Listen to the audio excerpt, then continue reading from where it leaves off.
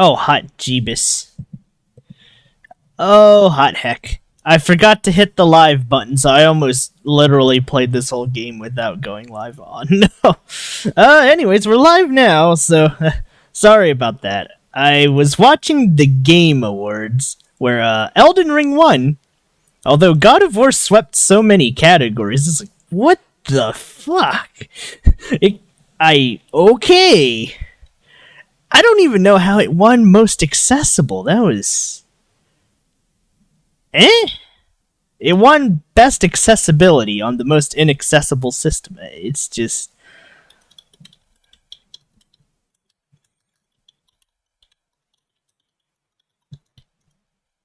It's so baffling.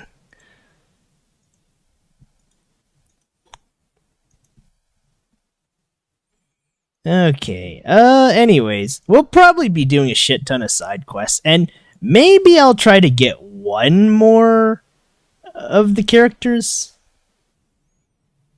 But, other than that, let's see. Oh, where is my Nier? Alright, gotta... It's a habit, even though I sometimes I just prefer not to post on social media, but when you're playing the game, you gotta play by the rules, and, well, I guess you know what Dimitri says. You can change the game, but you cannot change the rules. Although, clearly you can, and Dimitri's proven to be a douchey scumfuck who, well, you know. But still. He does kind of have a point. Kind of. Now, that being said, oh, wait, there's one more place I should probably post this before I get going a little bit more.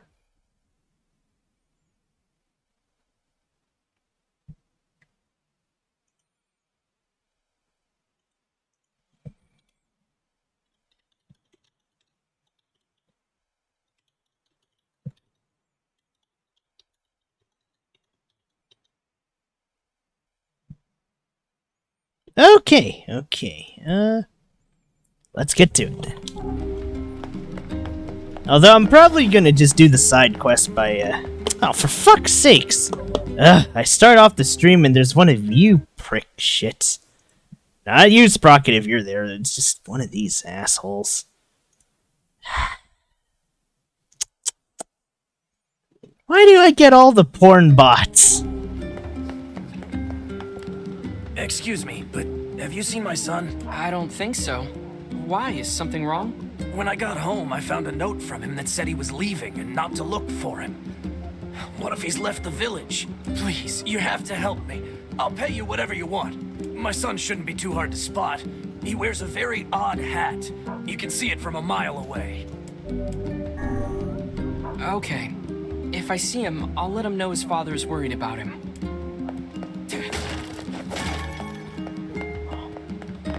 Anyways, I need to get some wheat grains so I can show you guys, something rather goofy as fuck. You'll see.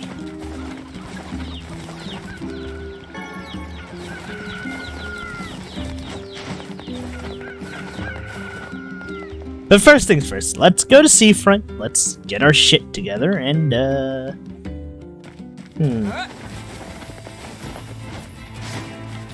Okay, I'm tempted to just kill this guy, just so I can level. And you know what, fuck it, I might as well. We clearly have the power.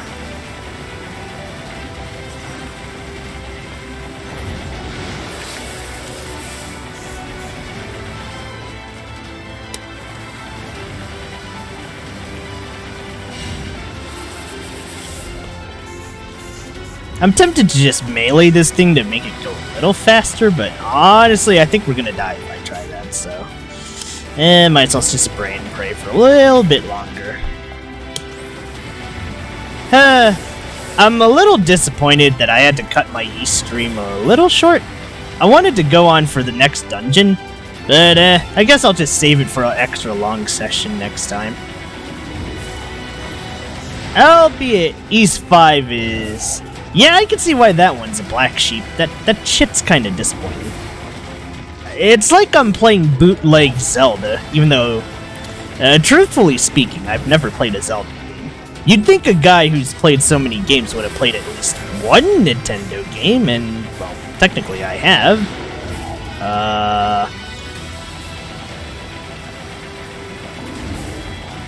I've played, Metroid Fusion, and Zero Mission, and,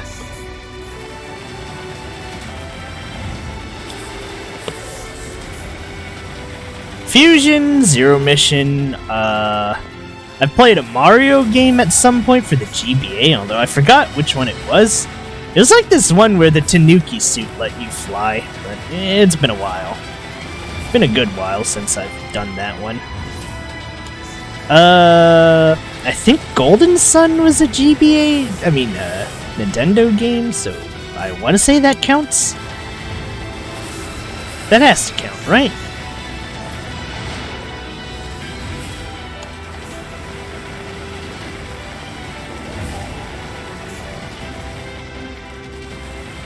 I'm gonna be very disappointed with myself if that didn't count.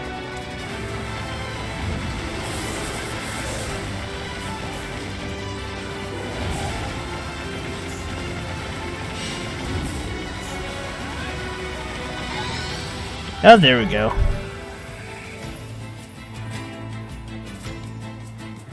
Martial arts.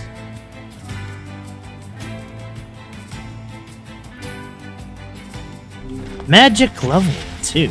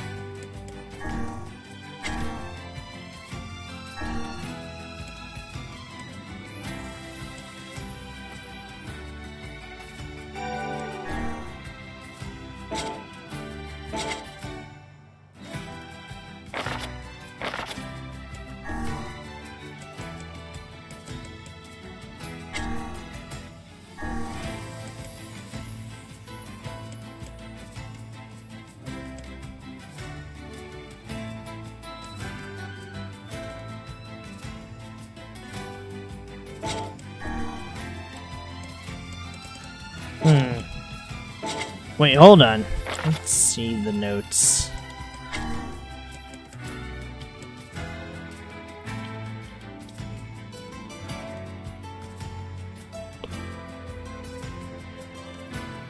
Usable with all categories. What does this do?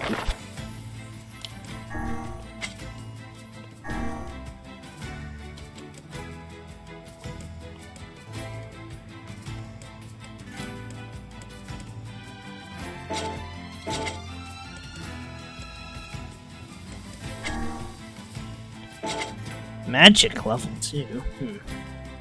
Okay, I need to check this one. Give me a second.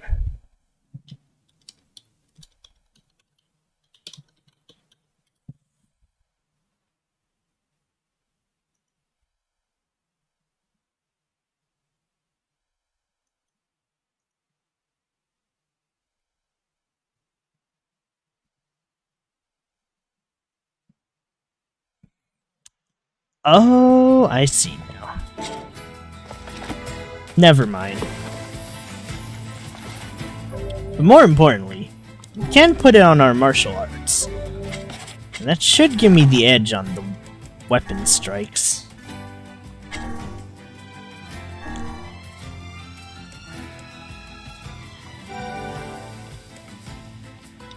Well, 2% more power is 2% more power, so can't argue there.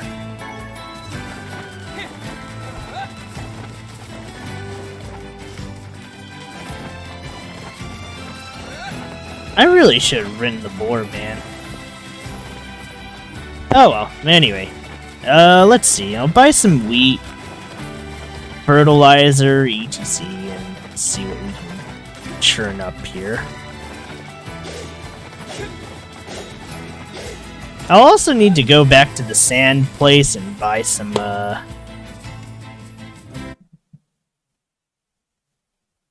also need to go back to, the Sand Kingdom, Facade, and buy a melon for Yona.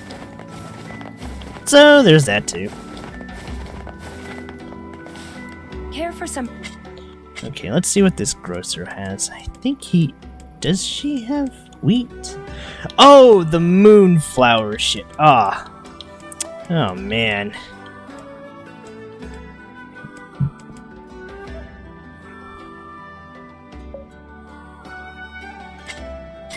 Oh, never mind. There's our melon. Thanks. Right. We can actually grow a lunar tier right here and now if I really tried, but it's gonna be a mess.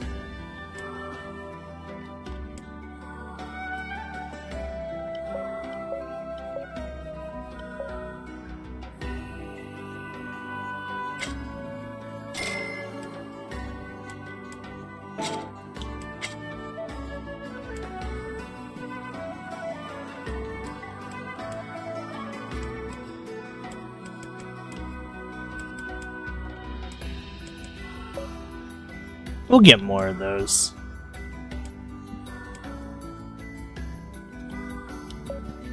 And those.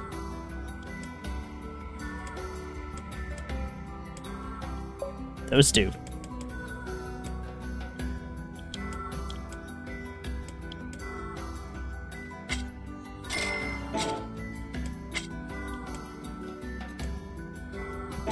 Okay. You know what? Since we're on this ridiculous topic.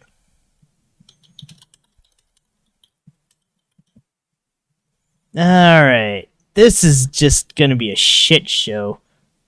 And, I cannot believe I'm gonna basically dedicate this first part to farming,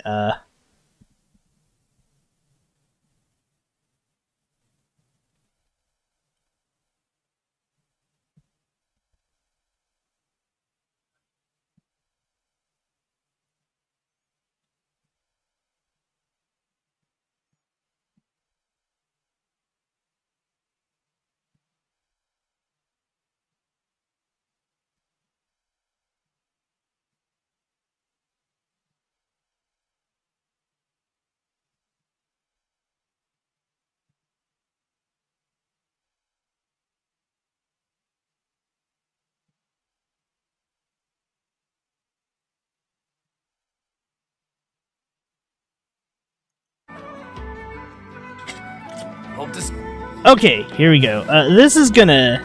I'm not sure how this is gonna go, but I don't have a good feeling about this. Care for some... That being said...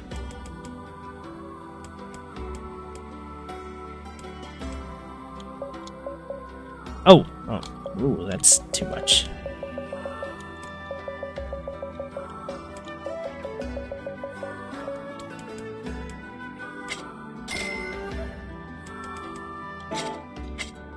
Thanks for your business. Who's ready for something ridiculous? We got... 'Cause I am! Why am I showing you guys how to speed farm?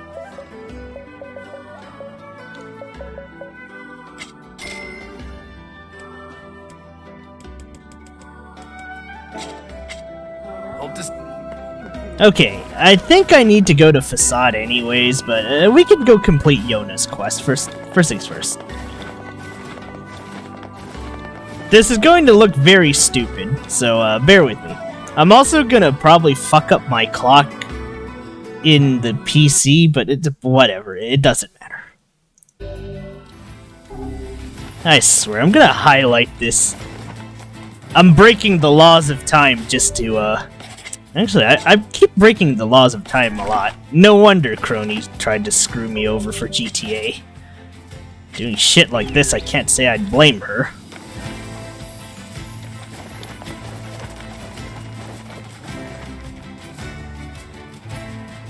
Anyways, Let's giddy up.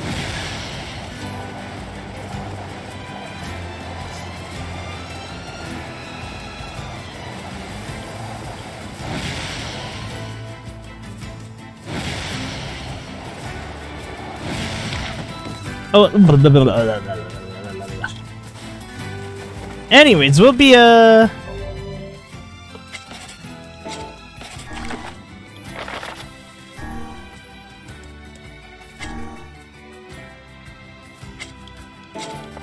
right, I really should have shopped for sardines. Not that I really care about that quest, but still. I could also just fish 10 sardines and save myself the trouble.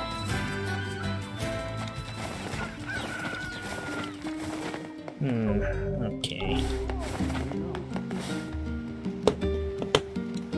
So let's see here. How did this one work? It was... Let's see. Red,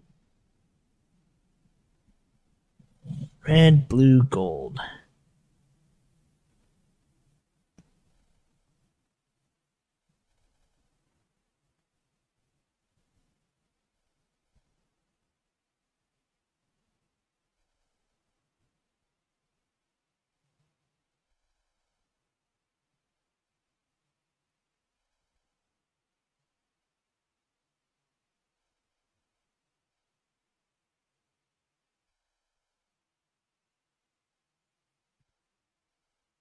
Oh dear God, this is gonna be a mess.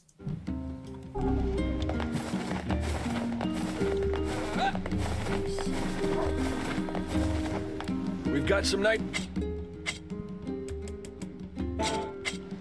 thing. Make sure you come back.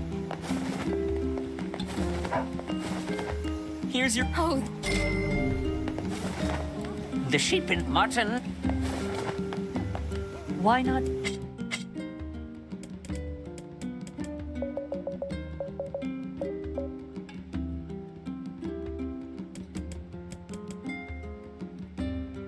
Okay, I think we only need like 4 wheat seeds. I hope you...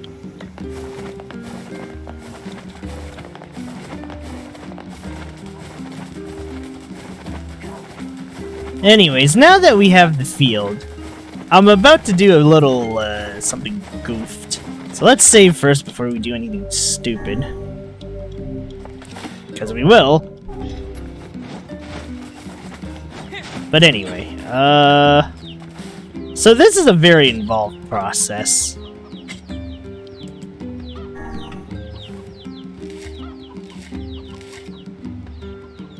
Oh wait,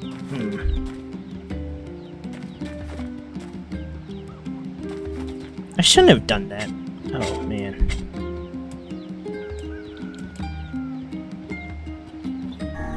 Ah, whatever.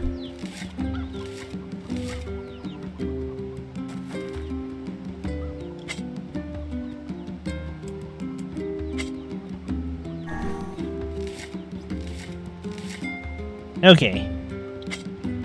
Alright, I'm about to show you a nice example of some goofy-ass theatrics.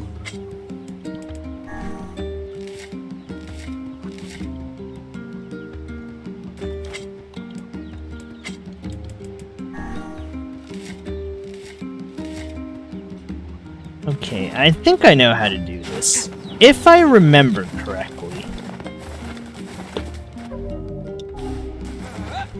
I think I need to go outside first.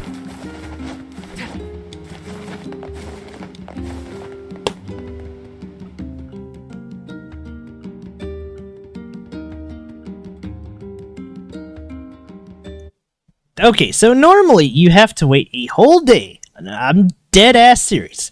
A literal fucking day for this. But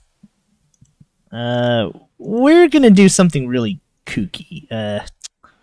let's change it to 2 days ahead. And if this works out,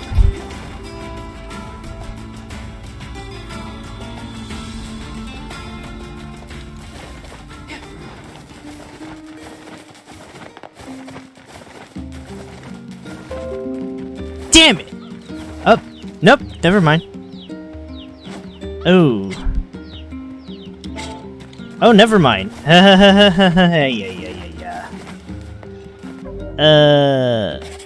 I fucked up. Okay, let's change it back.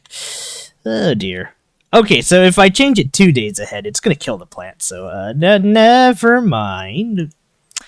Let's head back. Okay. Alright, I think I know how to do this now. Alright, we're gonna load the game again. That kind of killed the plant there, which is a little awkward, but... well, I suppose sucks to suck. Anyway, let's try that again.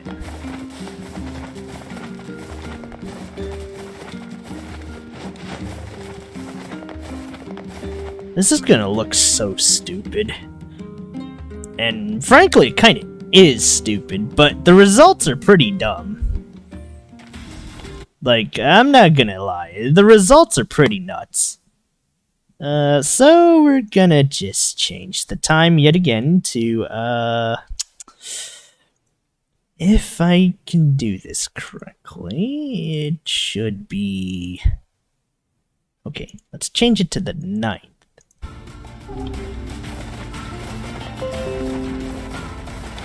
This is actually kind of stupid, but I suppose I want to show a point here of, okay, and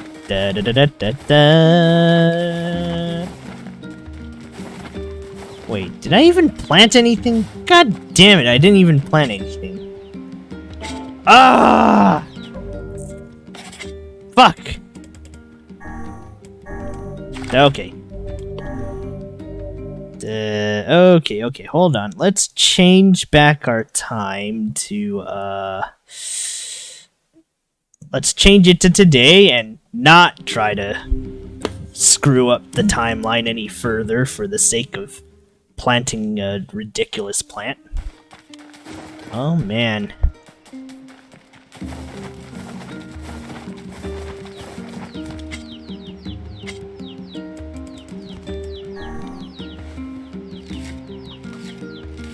Frankly, I don't even think we really need a fertilizer. You can just...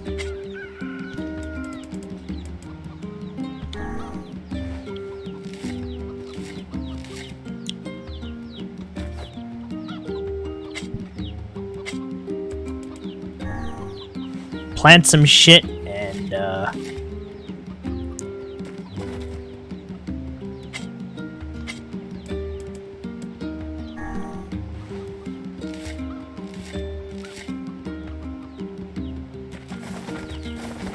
frankly, I'd save the bounty ones for when we actually succeed in getting the white flower.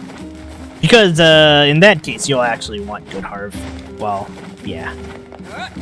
Anyway, so... I don't think the fertilizer really changes much here. So, let's try this time-bending bullshit again. We're gonna adjust the date and time. Gonna change it to the next day.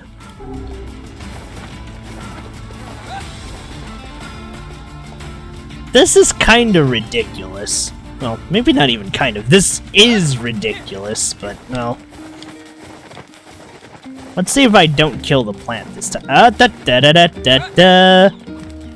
You see this? You see this shit?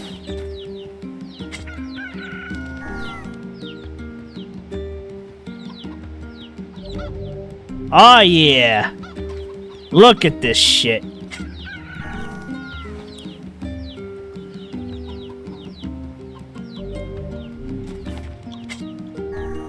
This is so ridiculous. Frankly, though, this isn't even the haymaker. But, now we can actually get on to our real experiment here. I think. Let me just make another save and also, turn back our clock one day.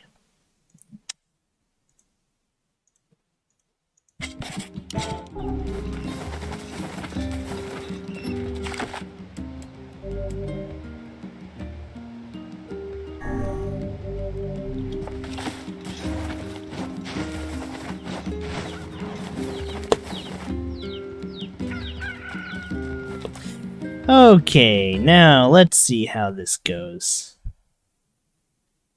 Okay.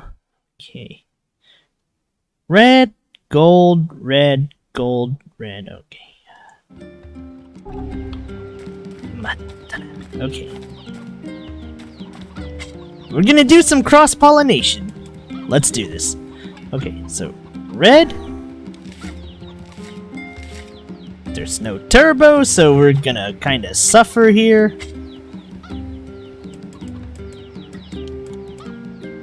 Gold.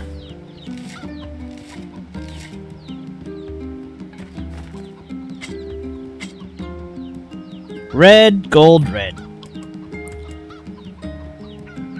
Red.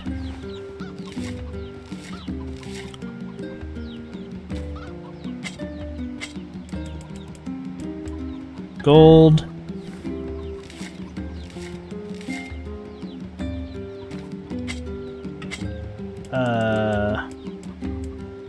Red. Okay, and the next one should be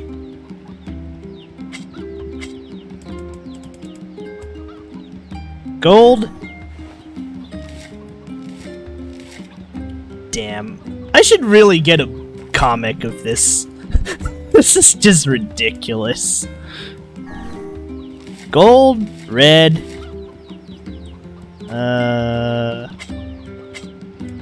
gold, red, gold,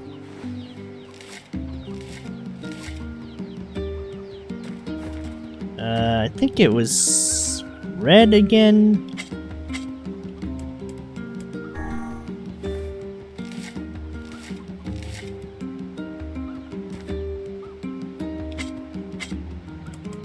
And, gold. This is a little nuts. Oh, maybe a little is an understatement here. So it'll be red, gold, red.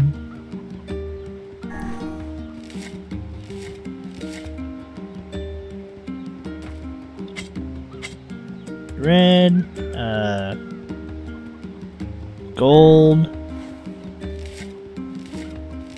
red, gold, red.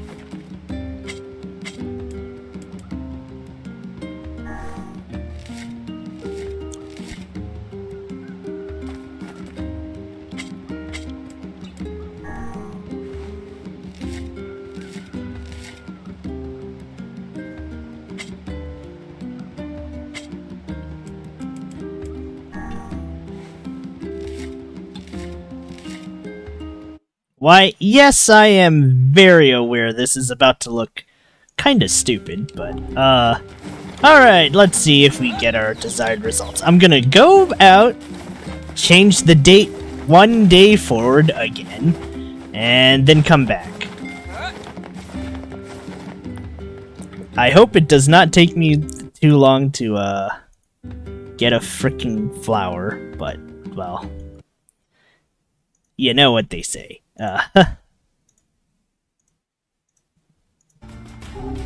Alright, now then, let's see our results! Oh boy, this is quite a mess. That or we killed the flowers. Okay, we have some results. There's a peach flower, there's still some reds and golds, but this is what we want, the peach flower. And after I pick this up, I'm gonna change the date again. again, and why am I doing this shit?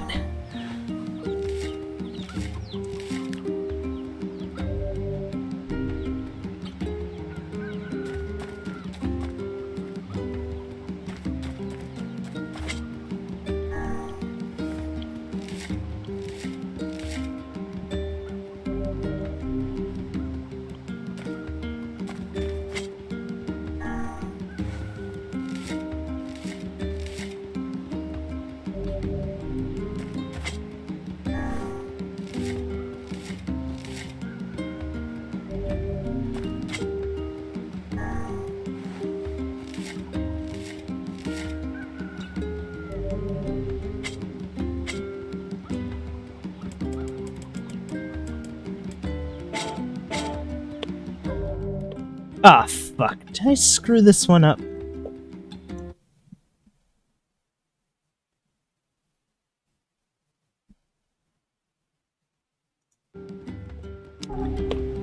Oh, no. I think I did. Ah, shit. Oops. Oh, boy. I think I screwed the pooch here.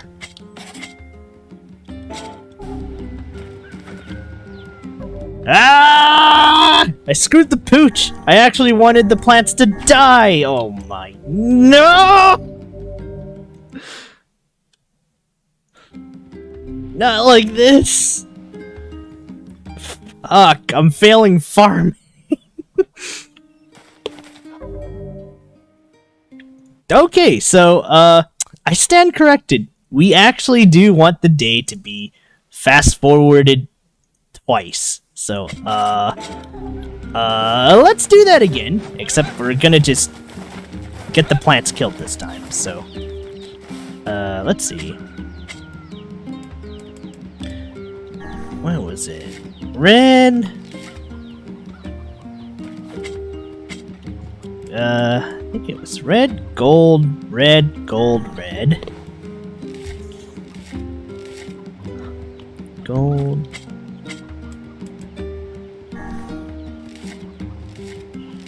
This is some weird... I forgot what the cross-pollination science was called.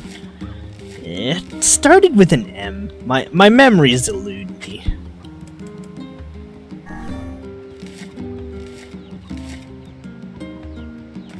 Okay, so... then it's...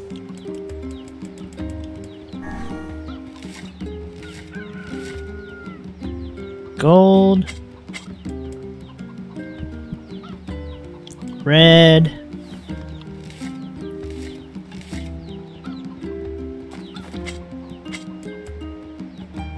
gold...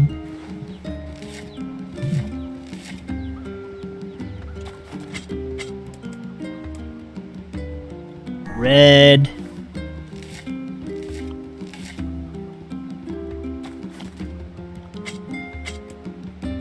gold... Oh wait, am I running out of gold? Oh no, if I fuck this one up, I'm in deep shit. Anyways, red...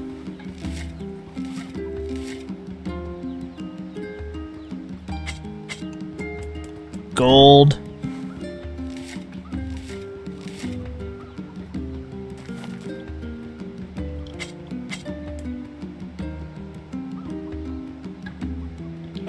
Okay, hold on. It was red, gold, red. So yeah, I'm doing a really bizarre kind of farming. You'll see what I mean pretty darn soon.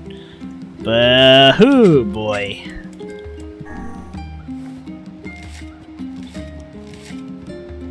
Alright, now we're gonna Thanos the clock forward about 2 hours, and let's see what we get.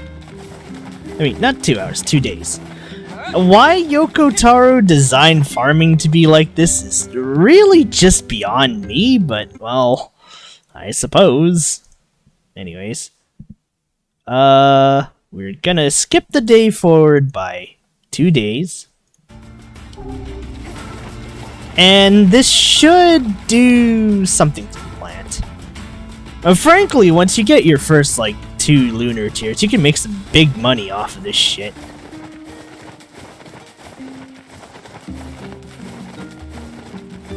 Alright, so the results are...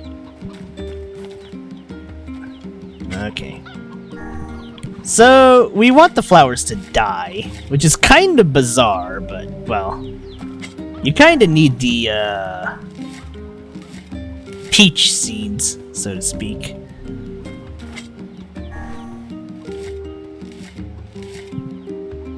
I forget how many you need.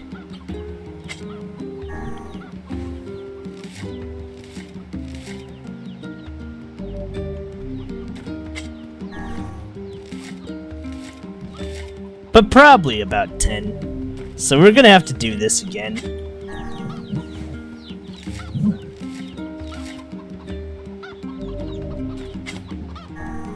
We should have enough seeds to just get the 10 required peach seeds to do this with, and yeah.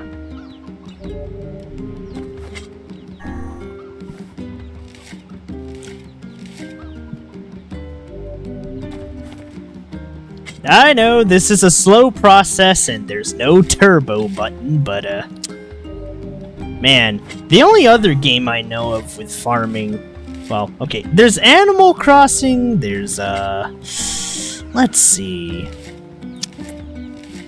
I think it was Harvestella, that was another one. Moon Harvest? Wait, was Moon Harvest even a game, or was that something else? My memories aren't exactly too great when it comes to Nintendo games and remembering what the heck they're called.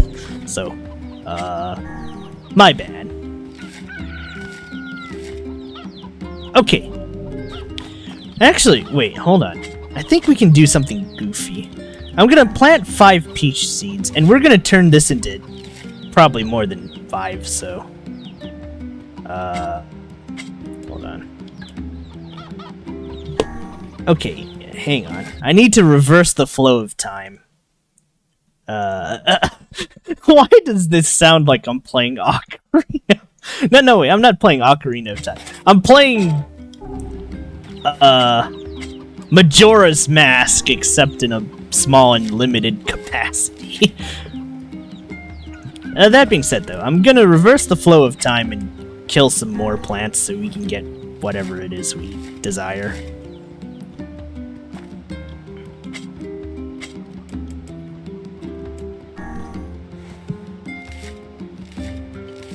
Don't worry, this will, the results of all this will be, kind of spectacular, really. Because if we get enough seeds, as long as you remember to keep getting seeds, you can generate infinite money if you get lucky. That's right, infinite money. Although this method is tedious and kind of stupid, it requires you to pay some attention, so maybe it's not as mindless as I'd like this to be. Anyways, let's change the day forward 2 days again and kill some plants. I'm not sure why this is an idea, but oh well.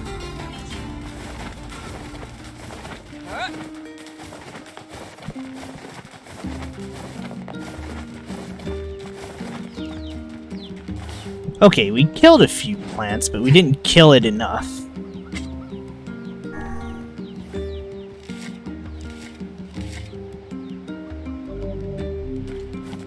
This is awkward. I think I need to change it an extra 2 days forward to kill the other 2 plants.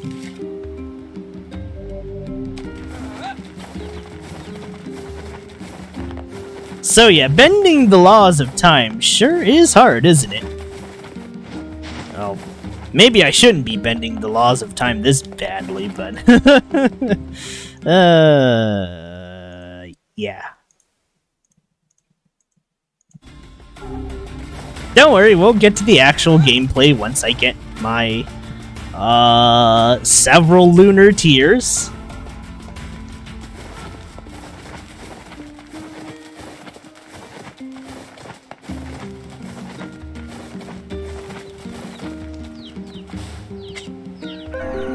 But till then, we gotta do the grind. Kind of.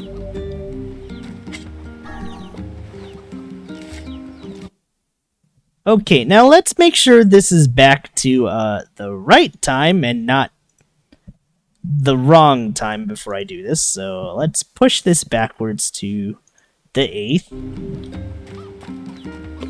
Okay, the next step. Oh my god, what am I doing? Okay, we need to get indigo seeds.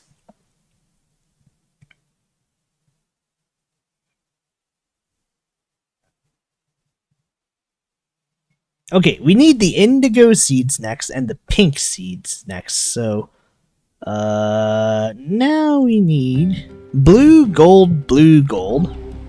Okay, so if it's blue, gold, then the next one should be gold, blue, and so on and so forth. Okay, anyway. So, blue... Oh, good heavens. Okay, so blue, gold... Why did I think this was a good stream? Oh well. I guess I felt like doing something relaxing. So, blue, gold, blue.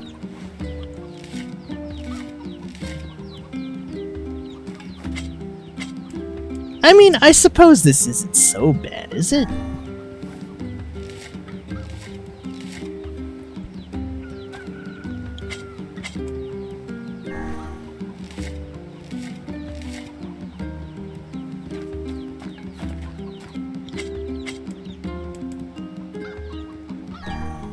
I mean, sure, this is honestly a little silly, but, well...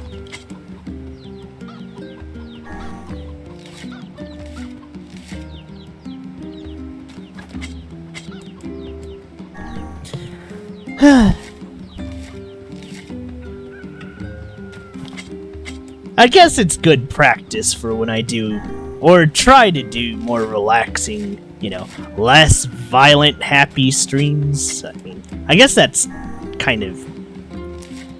I don't want to say it's an impossibility. I guess I just don't see myself doing too many, like... say I were a part of some, I don't know, agency, and I was required to play, like, 2 days of power washing sim. I'd probably go crazy. It's like, what do you mean I'm not killing a monster or doing something crazily actiony? Come on!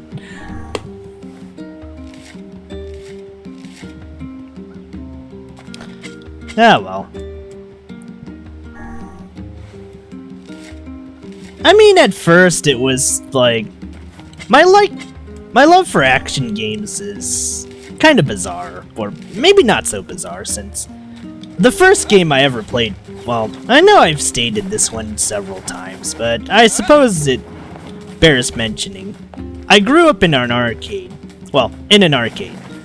The least violent thing on the table there was, skee-ball. Otherwise, you had stuff like House of the Dead, the Time Crisis games, and a young Kaku was pretty damn impressionable. It's like, aw, yeah, this feels good. And then when I saw stuff like Donkey Kong and Mario, I'm like, what? Where's the violence? It's so boring. So then my eyes gravitate towards things like, I don't know, Sly Cooper. I think I played Resident Evil demo on a PS1 at some point, and so on and so forth.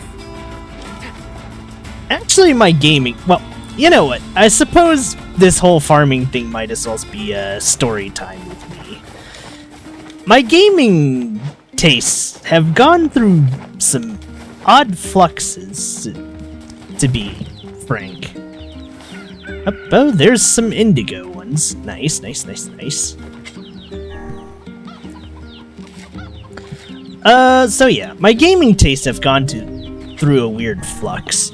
Because at first, I was all about that hardcore action, brainless violence, you know, stuff like COD and I guess Halo, Gears of War. Gra. It didn't really matter to me, just as long as the action was there. I just kinda turned my brain off and didn't really give 5 shits. But then, I think it was like after I beat Recitaire and really enjoyed the fuck out of that one, I found Trails by mere chance, and then I started getting a little too snooty for my own good and wanting games with story, games with, you know, depth and things. And I started deriding games with, like, good action but iffy stories. And then I played 9 Trails games in a row and got burnt out on that. So it's like, I had to bring myself back to center somehow. So I went on to Tales, which is honestly kind of a mixed bag, but I think that was for the best. Or at least I'd like to say it was for the best.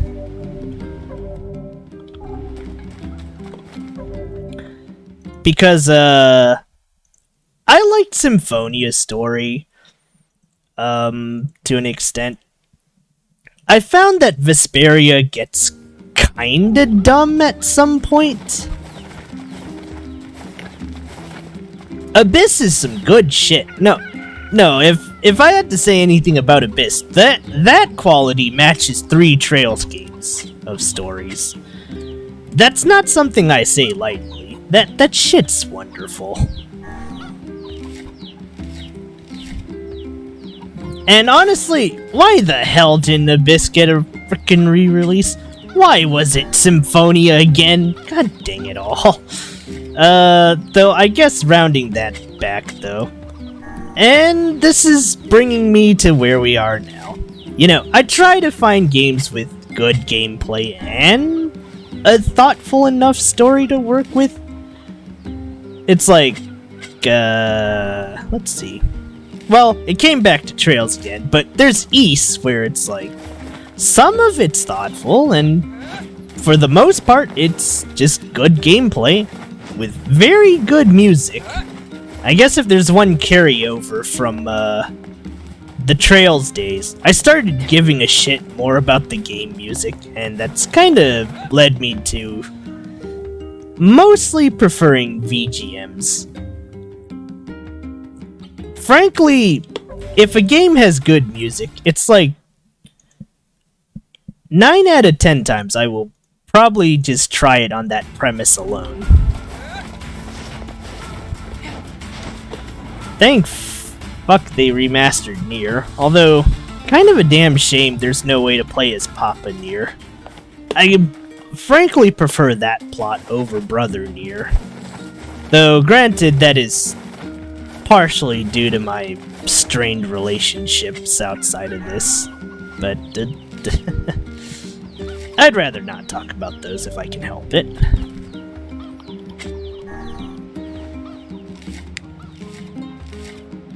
Okay, we got the indigo plants. Now we just need the pink seeds, and I can go for the final operation. Though the next one's gonna be kind of rare, so if I fail this one, well, I fail this one.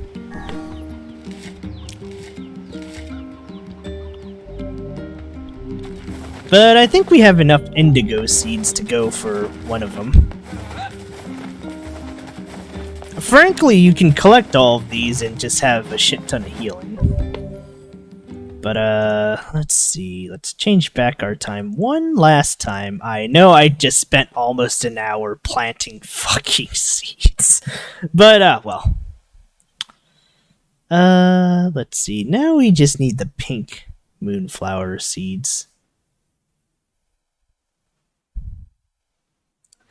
Which is why we planted all those indigo seeds. So it's red, indigo, red, indigo. And our time is back here as usual. So let's see.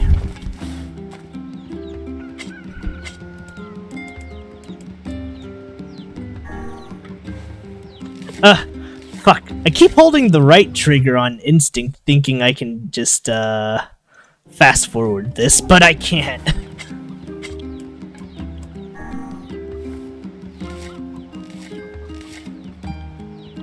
So, well. I mean, part of me still leans towards that.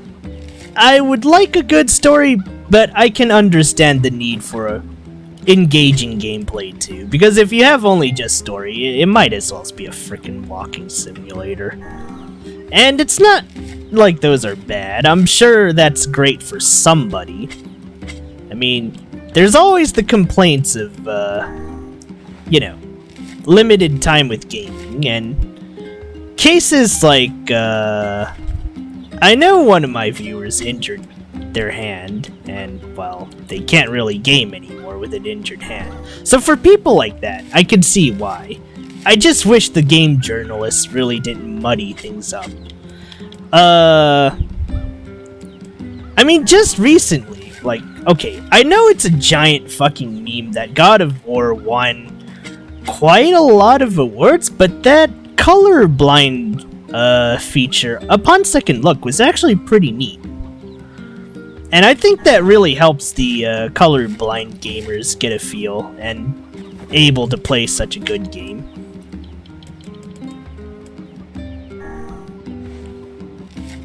I don't know if we'll ever have, like, a one-handed mode. I can only see that ever working for a... It'll never work for an action game, but it probably could work out for a turn-based game. And this is where I'd say turn-based games still have a place in gaming, period. Because I think they're the only genre that would probably allow you to do that.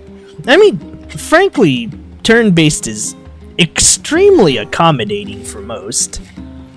As much as people like to deride it as, you know, stale, watching turns.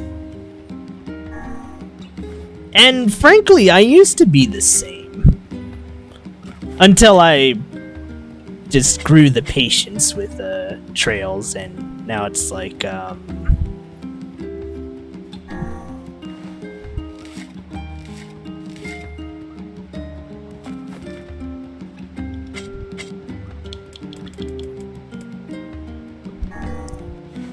I can appreciate turn-based for what they are. Even if it's not my to-go game style, there are games that I like that I will tolerate, you know.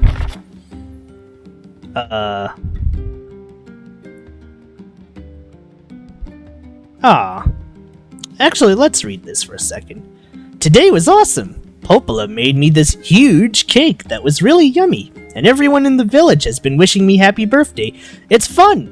I feel like a princess or something. I don't feel sick at all today. In fact, I almost forgot I had this disease. So, maybe you can forget about it too and come home now? Yona. Oh. Anyways, let's crank the day twice again.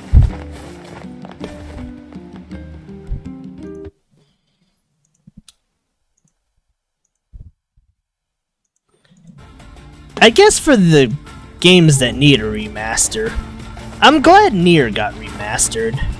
There's other games like Ys 4 where it got remastered into, well, remade into Salsetta. I hope Ys 5 gets some kind of a remake. What else would need a remake these days? There's gotta be quite a few games. Up. There's a pink flower. I swear these things are rarer than I thought it'd be.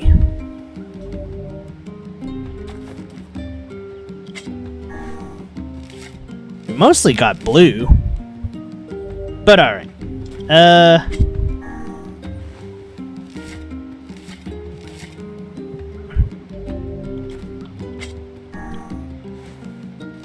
Okay, we only got one pink flower, but that's fine. That's fine. We can make do with this and get some more seeds. I need at least 10 of each for what I'm about to try.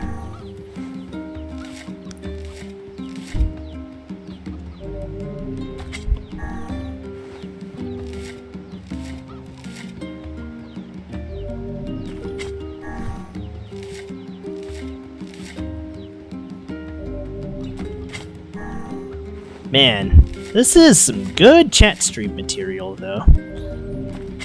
So, I guess, back to it. How I got into Nier is kind of roundabout. Because it was a little during the Trails time, where I, was heavily invested in TV tropes, and I just, decided to read a bunch of articles, and one of them led me to Nier. And then reading that article, I was deeply engrossed, but I never had a chance to play it because it was on the OG Xbox, and at that point it's like Nier. It wasn't on my mind to try and play the OG Nier because I was impressionable and I heard it was dog shit and unfun to play, etc. So I never gave it the chance a day. Then, down the road, I played Automata, and I was pretty happy with that story, but I thought there could have been more. And so, I decided to play, So, when they, announced Replicant, I was happy because it was like, oh shit, I can finally play the Nier I read about. And I did. And you know what? I liked this story a lot better than Automata, so I would say Automata has the superior gameplay. Don't get me wrong there. It definitely does. But I'd say Replicant has more of the heart, the grit, and the relatability in comparison. Although, well, okay, this is gonna get me some frickin' stones tossed at me or something. And I never mean to insult, you know, anyone. For all I know, there might be a female who does watch these streams, as, you know, as unlikely as I think it might be sometimes. It might be a thing. And it's like, I don't want to be too insulting, but I have to state the obvious here that, I would wager Nier Automata is more relatable to them than to some guy like me. I might be wrong there, but that is my opinion. Although, I mean, I guess it, for that one, 2B's the main selling point. I would argue people don't care as much for 9S's story, but, well. Okay, now we're just diving into spoilers, although I guess at this point, I care a little less about spoilering Nier Auto than I am about, like, Trails, but I intentionally keep Trails a mystery because there's like fucking 9 games of Trails, guys.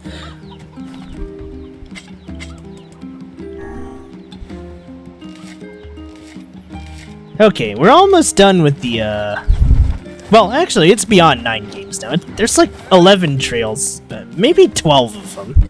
I've lost fucking count. Oh, man. It's gonna be a miracle if I'm still streaming and I finish, all of them on stream. That's gonna be one heck of a career, I would have to say. Just, it'd probably end up being 3 years of Trails mornings. Just imagining that passage of time is kind of absurd. But, oh well. I mean, who knows? Maybe I'll have L to D by then, and, frankly, maybe I'll be a good harmonica musician by then, who can play all the beats on all the variants. That would probably be a weird dream come true. Or who knows? I mean, I guess if there's one thing I wouldn't mind hoping for, maybe I'll find my place in this whole V-streamer circle. I want to say I already have, but there's gotta be someone out there who loves harmonicas and trails as much as I do. There's no way there isn't.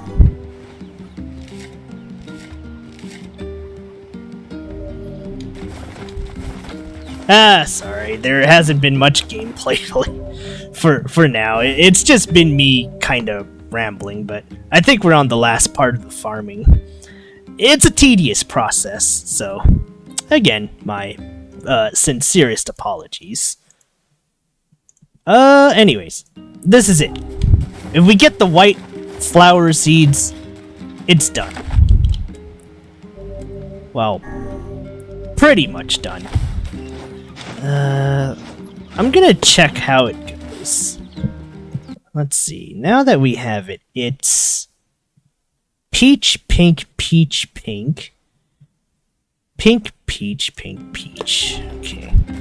So, out of my way, chicken. I need to plant plants. Damn it, that sounded stupid. Whatever. It doesn't matter. Okay, so peach, pink,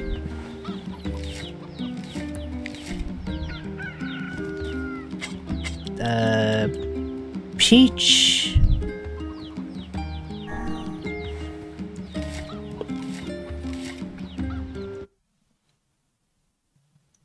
peach, pink.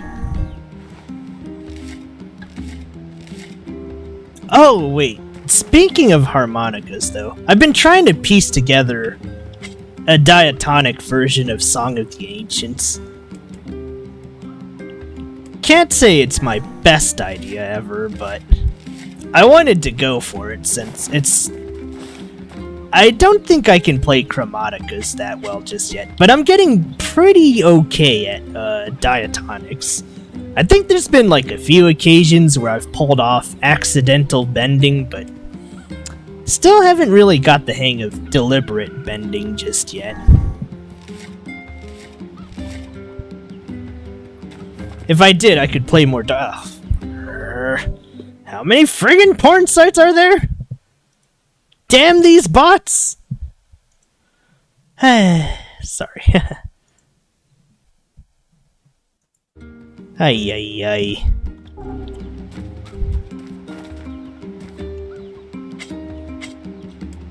Okay, I think I planted a pink one, so each...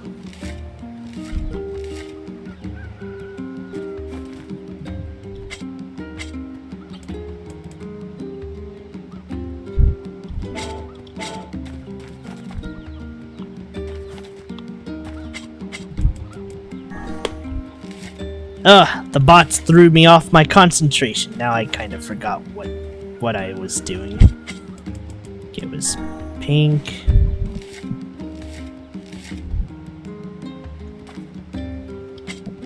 Peach.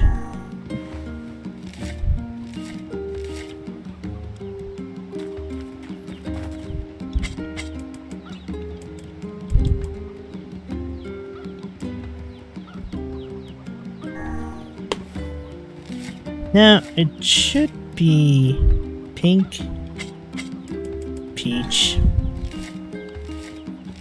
Okay, I hope I didn't just get this wrong. Pink, peach, pink.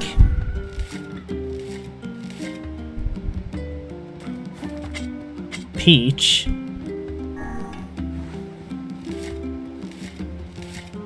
I might have fucked this up, but okay, this is the part where it goes sideways.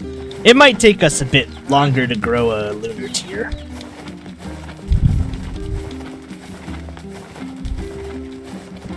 Beautiful plant, by the way.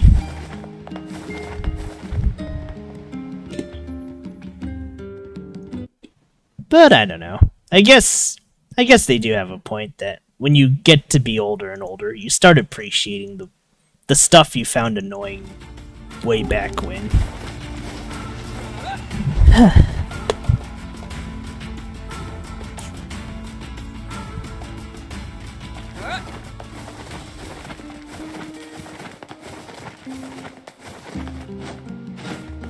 Okay, so our results are... Oh, never mind. I succeeded.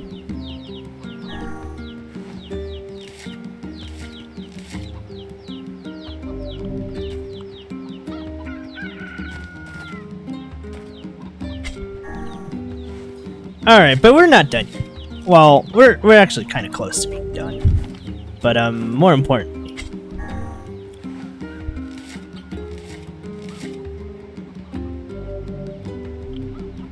we got the white moonflower seed. From one we can grow several, and so on and so forth. Until we have, like, a shit ton of seeds. Then I can make all the bucks I want, and, yeah.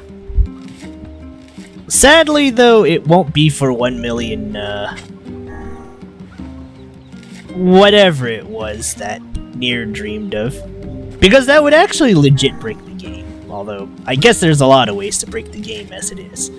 But, I'm just snapping the game in half right here and now, so that, I can just get whatever I need for whatever quest, and we just keep this thing rolling.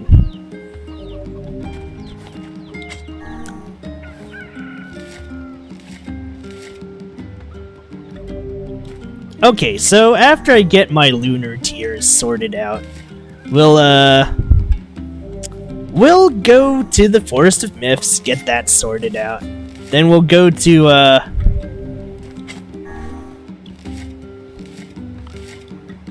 wherever is next, get that sorted out, and if I do this fast enough, it might actually be the time skip next time.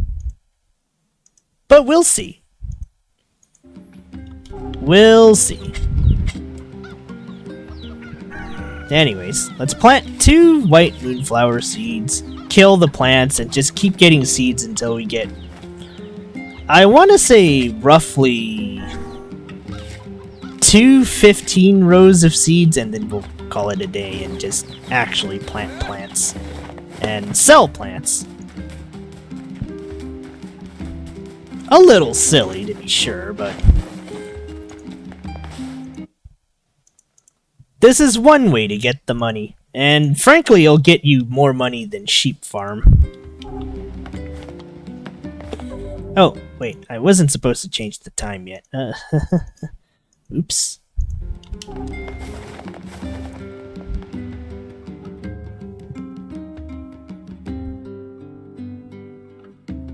Ah.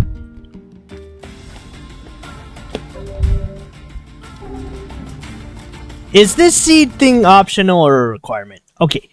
The seed thing is completely optional, and that was my poor excuse for chatting. Okay, it's optional, but it's very helpful. Especially for later. Especially for the time skip, actually. Since, by doing this, and going through this tedious mess of a method, you'll have all the money you need to instantly buy out all the weapons.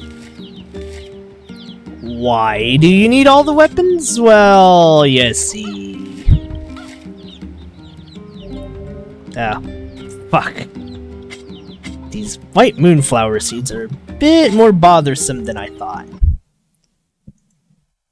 It's mostly for an achievement, though. Well, that, and I suppose it's an excuse for me to get a little bit better at chatting, since it's not my strongest suit, I'll have to admit. If I were to say who the superior chatter is, yeah. Okay, it looks yeah, it's super unnecessary. This is, like, extra as fuck.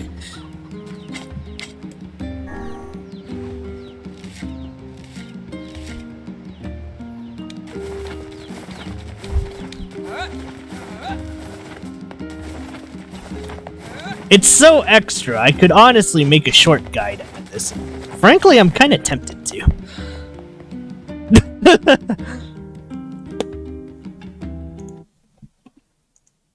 But, oh well.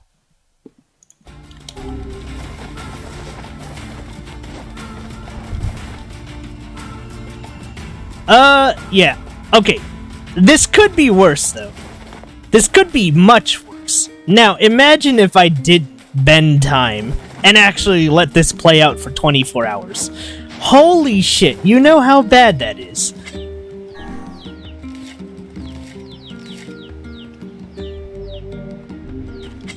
That's actually terrible.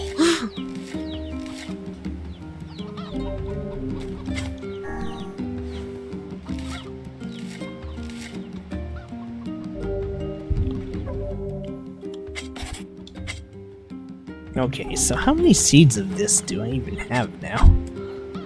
5, okay. Okay, alright, I'm just gonna plant one for the heck of it, just so, I can show what it is and how much it sells for, and then we're just gonna move forward, since I just, kinda killed all of our time here. To plant seeds and ramble about a bunch of nothing. Or I don't know. Maybe I do need to ramble a little more. I suppose it wouldn't be so bad.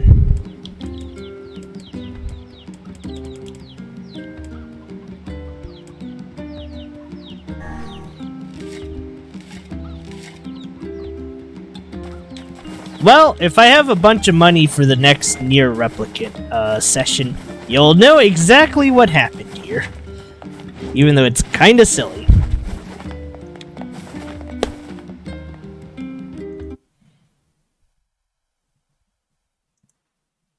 Alright, this is the last time I'll be doing this.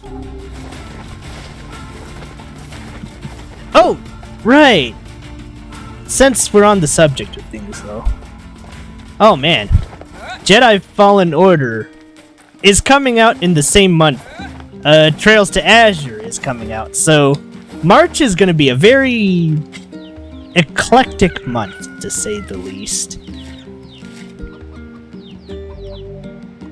Okay, so there it is, the legendary White Moonflower, or as this game calls it, the Lunar Tier.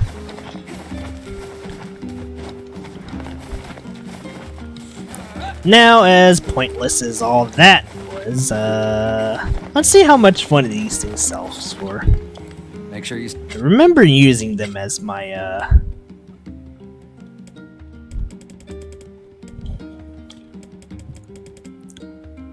or rather, I know I used one of them as,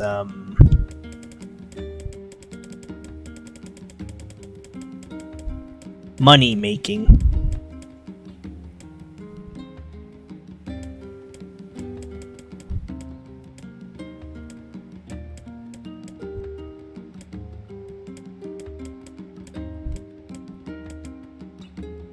There it is. So, yeah.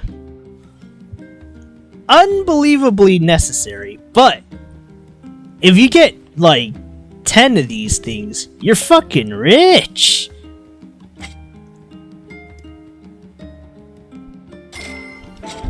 And just like that, I've solved all of our money problems for all the other parts. It'll just only take 1 hour of your time. Yoko Taro, why? Alright, now to turn this date back before I confuse myself any further, and we can just move on with the quest now.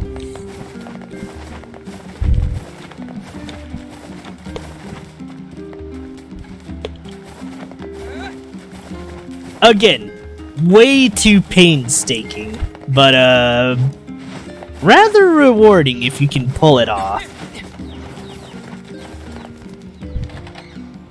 There's also another achievement where you need to spend 1 million to get it, and yeah, that's kind of how you do it. I'll be waiting for that watermelon.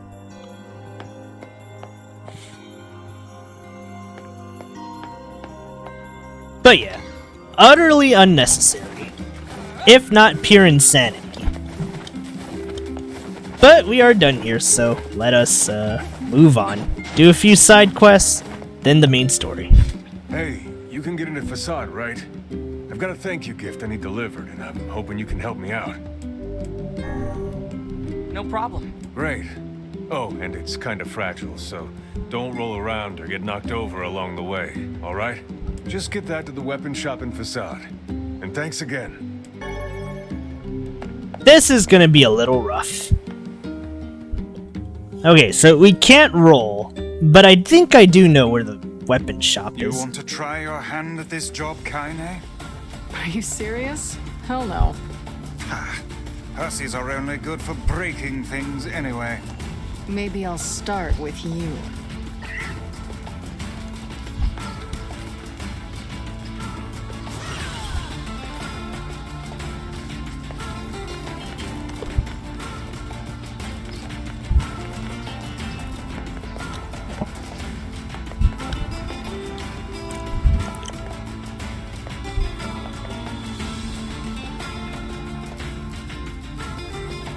On, I guess, a fun fact, in relation to Replicant and Automata, I think, I'm not exactly sure about this one, but I think,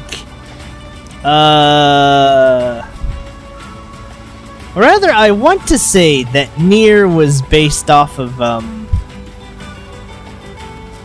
or rather, 9S was based off of Nier. I don't know how true this is, but that is what I think.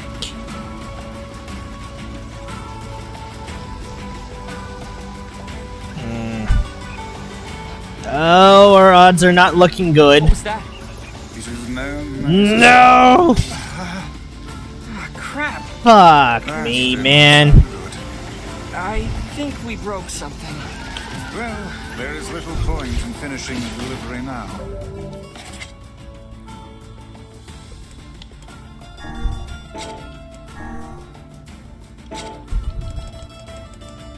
I hate Fragile Delivery series. It's so shit. I guess speaking of unbelievably unnecessary, I would argue quests like this is not necessary either, but I guess you could say we could technically ignore all the quests now if we truly desired it. Hey, No problem. great. Just get that to... Okay, I might have to kill, or I think I'm just gonna try to sidestep this by going You want on to the try edges. your hand at this job, Kaine? Are you serious? Hell no. Ha! Hussies are only good for breaking things anyway. Maybe I'll start with you.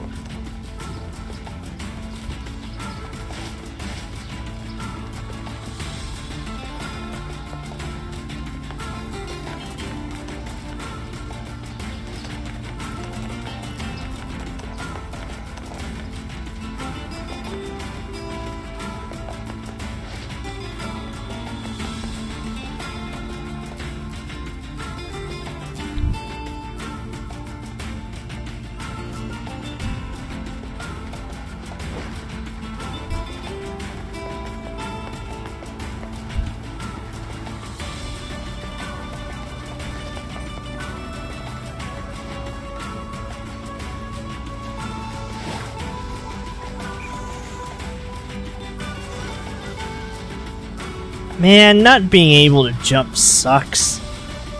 Or rather, not being able to double jump really blows. Okay, I think I'm almost there though.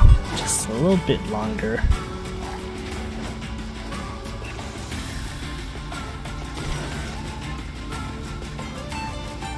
I have this wolf chasing me and it's not doing me any good.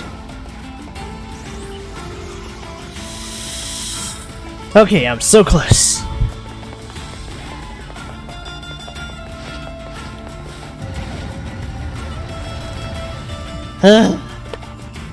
Remind me not to do that one again.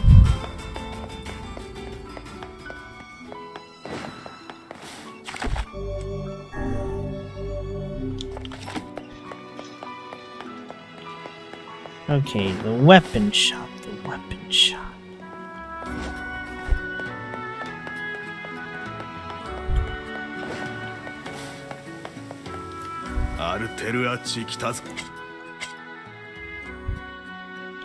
Okay, now we can get watermelon. Well, I guess I could just get one.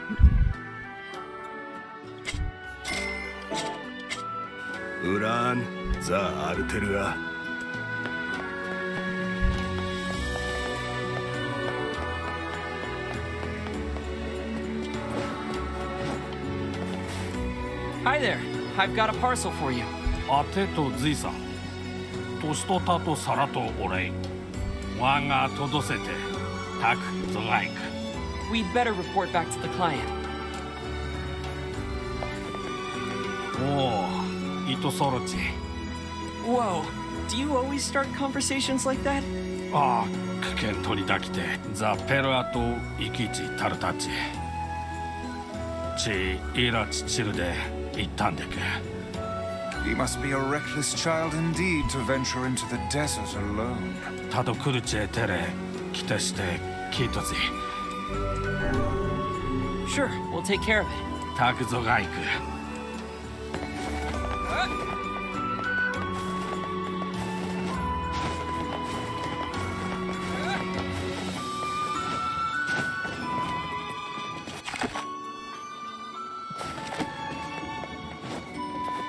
Don't think anybody else in Facade has quests.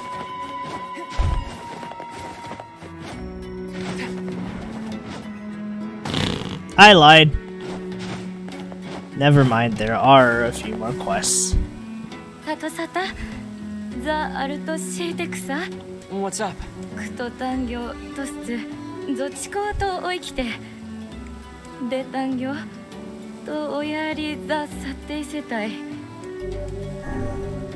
For something like this? Of course.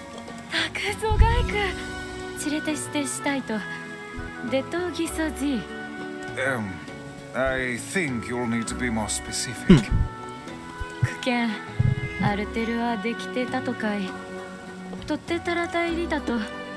Oh dear. Well, that's a crazy rule. But if I manage to figure it out, I'll be sure to bring it to you. These rules are absolutely preposterous. That person cannot even tell us what they wish us to purchase.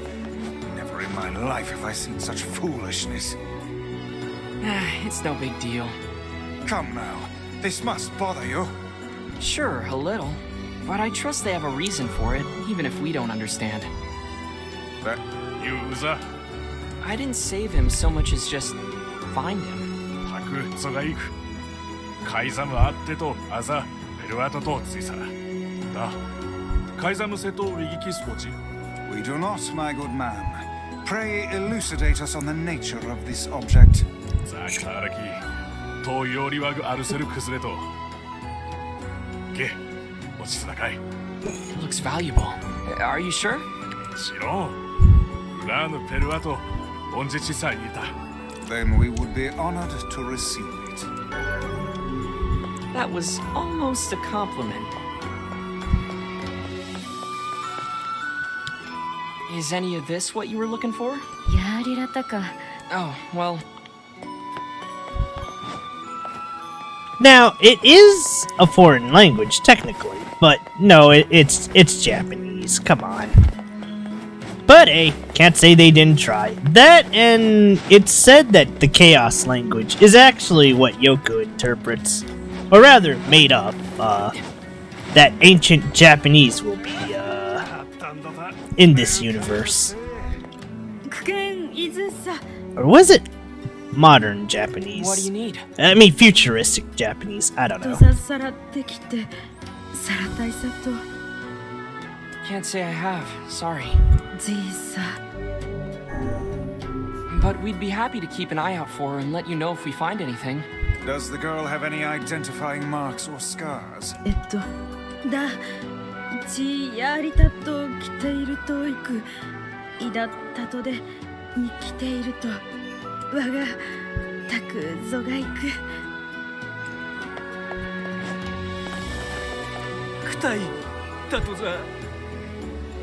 Wow, you sound pretty depressed.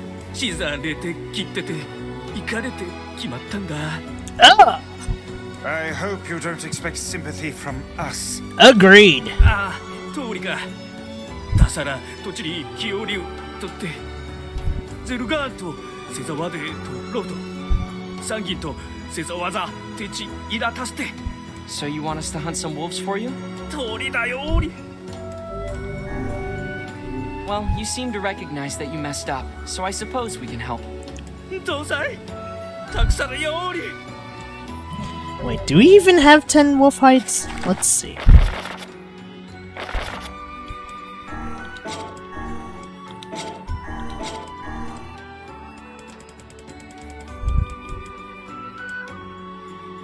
Shit, no we don't.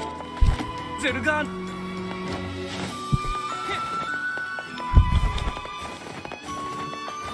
Well, into the forest we go. I mean, the plains we go.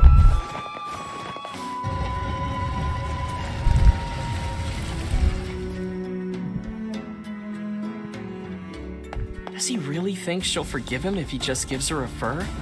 It does seem somewhat materialistic. Are you guys for real? When someone gives me something for free, I'm happy as a pig in shit. This world would be a great deal simpler If nothing but kinase lived in it. I'll pretend that's a compliment.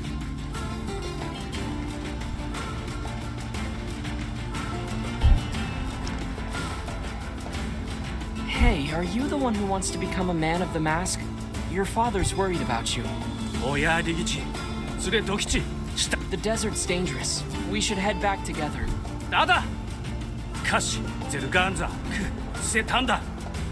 What? That's even more dangerous. そうはして、ペルアと、生きち垂れるさ。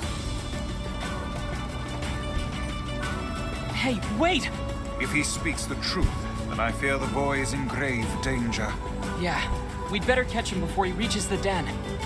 It is my experience that youth is simply a synonym for stupidity.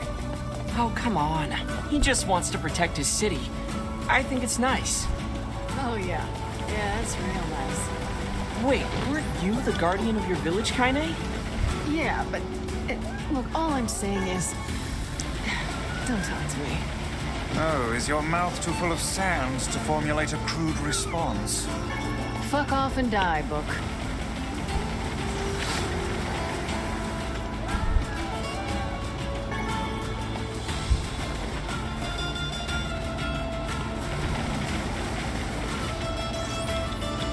We lost him.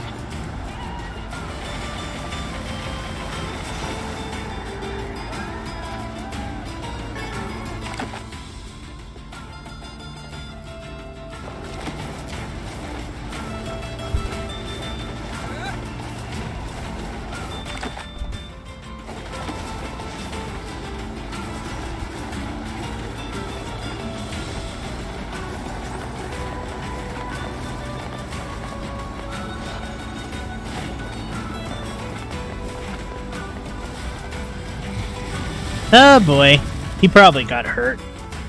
Or killed.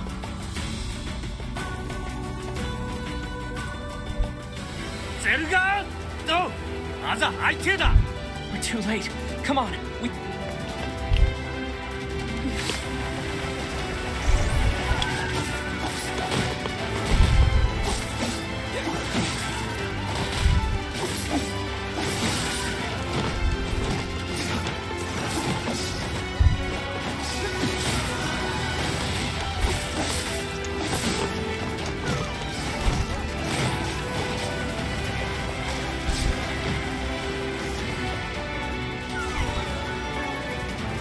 Don't worry, I have my priorities.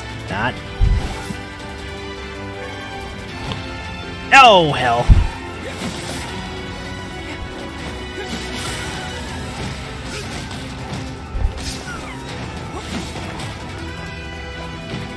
Oh boy, I might actually pay for this.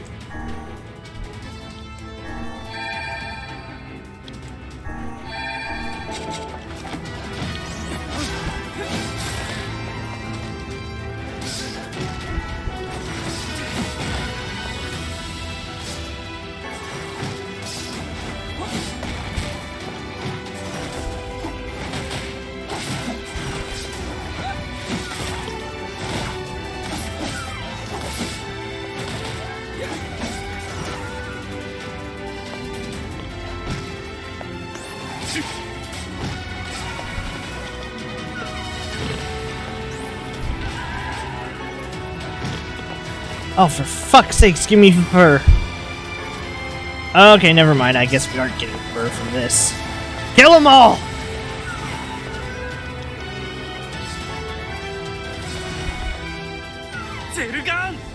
This guy is insane. He could have died. He reminds me of a certain someone.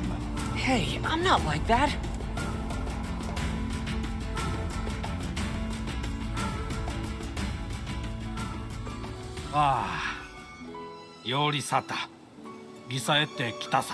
Your son is a boy no longer.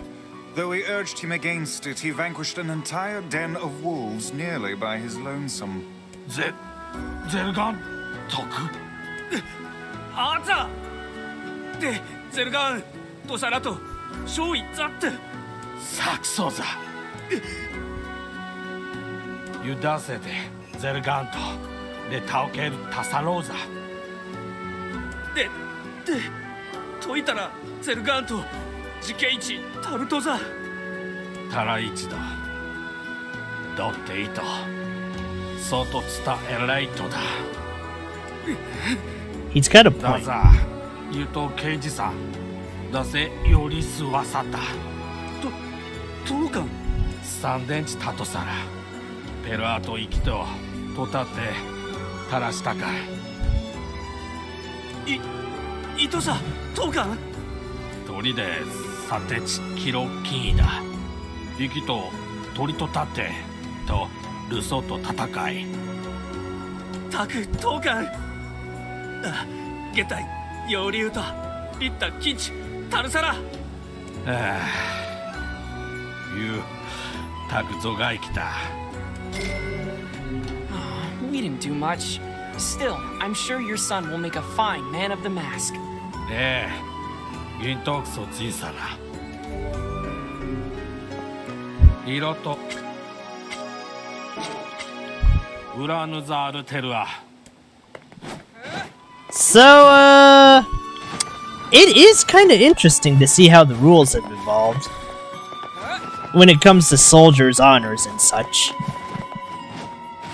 How it got to a point where, you know, taking a step back, retreating, and getting help was okay. Instead of the die with honor, you must fight by yourself, yeah. Oh well. Just a thought.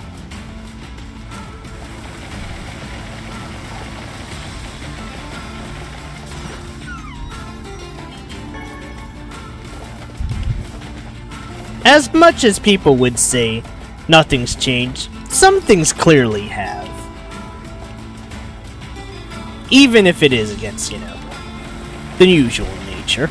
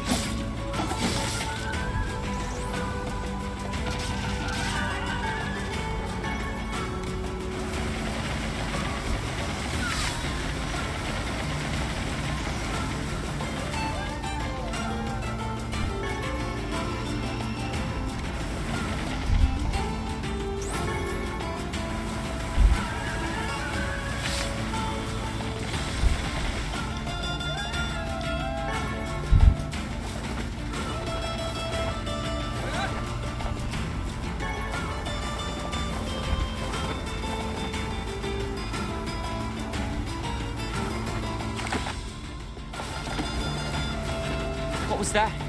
It is known as a scorpion. Phylum Arthropoda, subphylum Chelicerata, order Scorpionidae. They are closely related in form and structure to other arachnids. What manner of place is this? I think it's a graveyard. The headstones seem to be lacking names.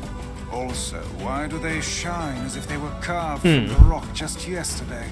I am so not following you right now. It's an enemy. Kill it. Now that I understand.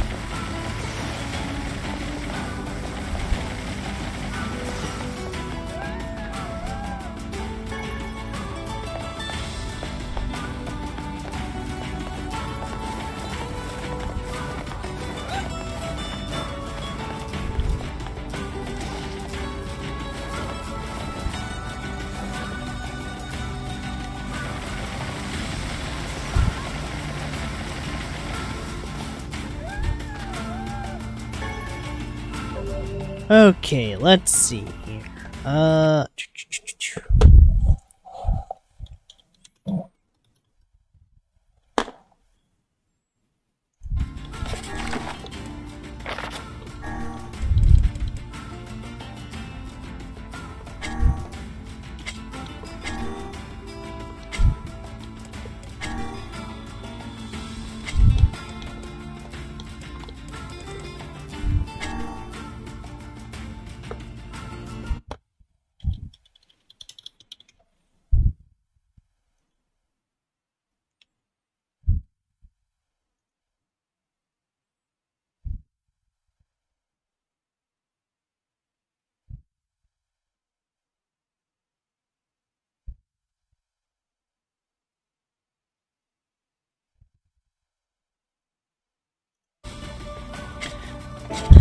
Okay, this is gonna be a long while, so, let's go, to the Force of Myth. For now.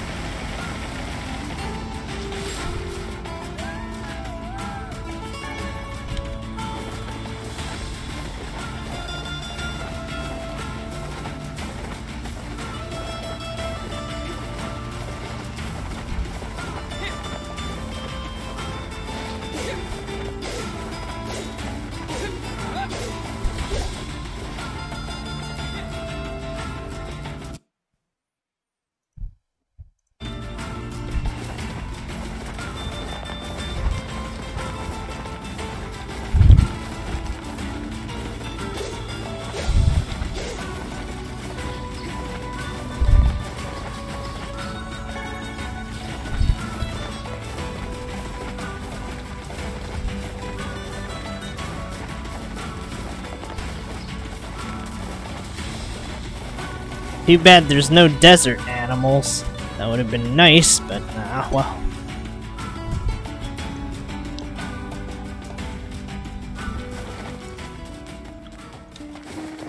Your delivery is... Thanks. Here's what I owe you.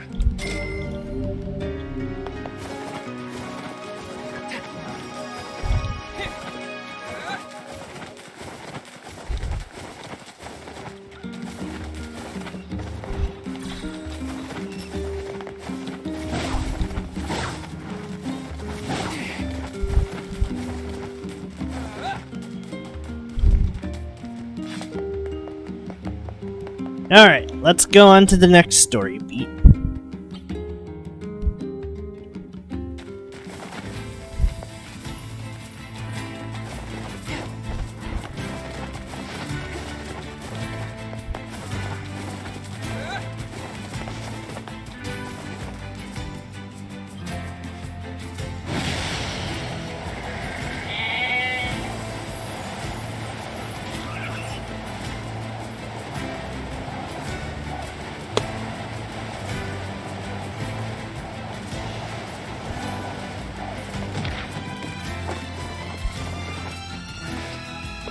Here we go.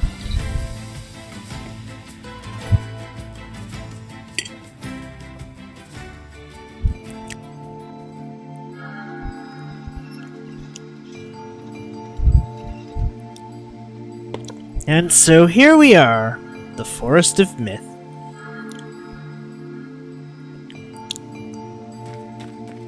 It sure is quiet here. Such silence bodes ill. There's trouble on the way, I'm certain of it. You know, Such a cheek. little optimism now and then wouldn't hurt, Vice. Such cheek.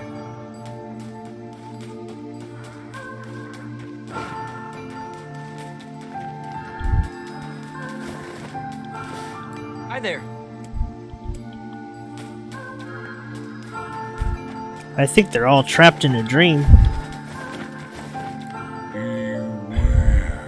Beware the words. The words? What do you mean? Contagious words. Those who dream. Those who dream? Hold a moment. There is a strange new sensation in my mind. Weiss's voice rose in a quizzical way. It is not quizzical. Weiss, it is not quizzical. What's going on? What's going on? The villager's body shuddered as he slowly opened his eyes. Perhaps we should start by asking this man. Okay. Who are you? We heard something happened to this village, so we came to see if we could help. The mayor stared at Tenkaku and Weiss. If you can speak to me, I must have caught you in my dream. Uh-oh.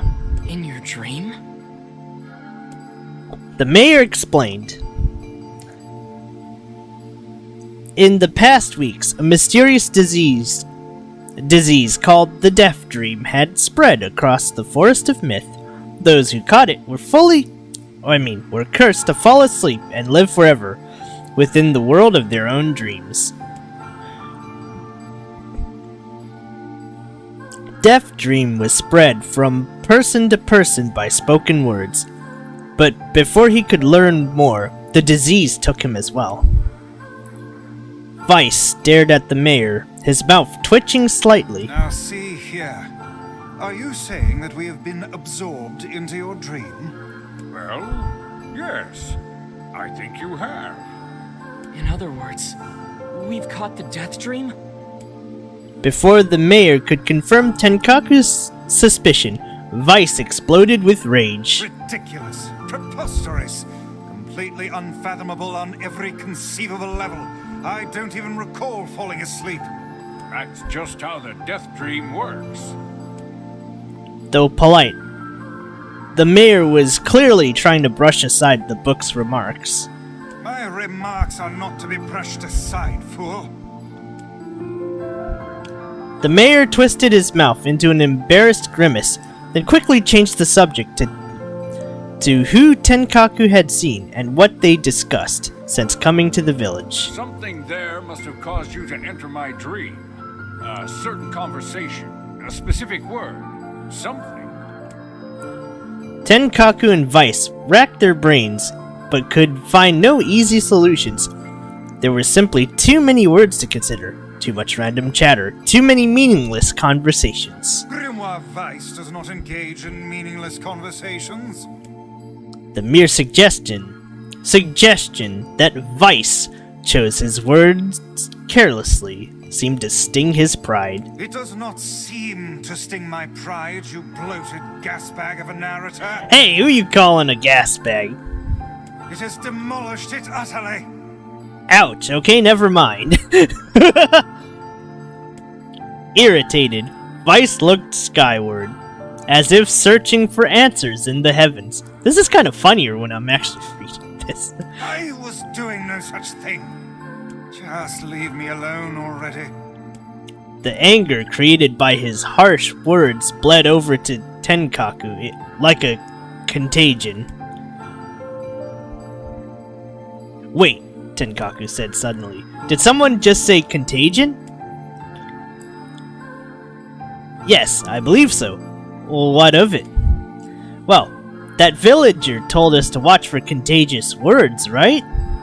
The mayor leaned forward with renewed interest, pushing a startled Weiss aside in the process. He must have said something, right? Asked the mayor. Some specific combination of words. What was it? It was about dreaming, or something that dreams, or... oh, what the hell was it? A sheep! cried Vice suddenly, blurting out the first thing that popped into his head.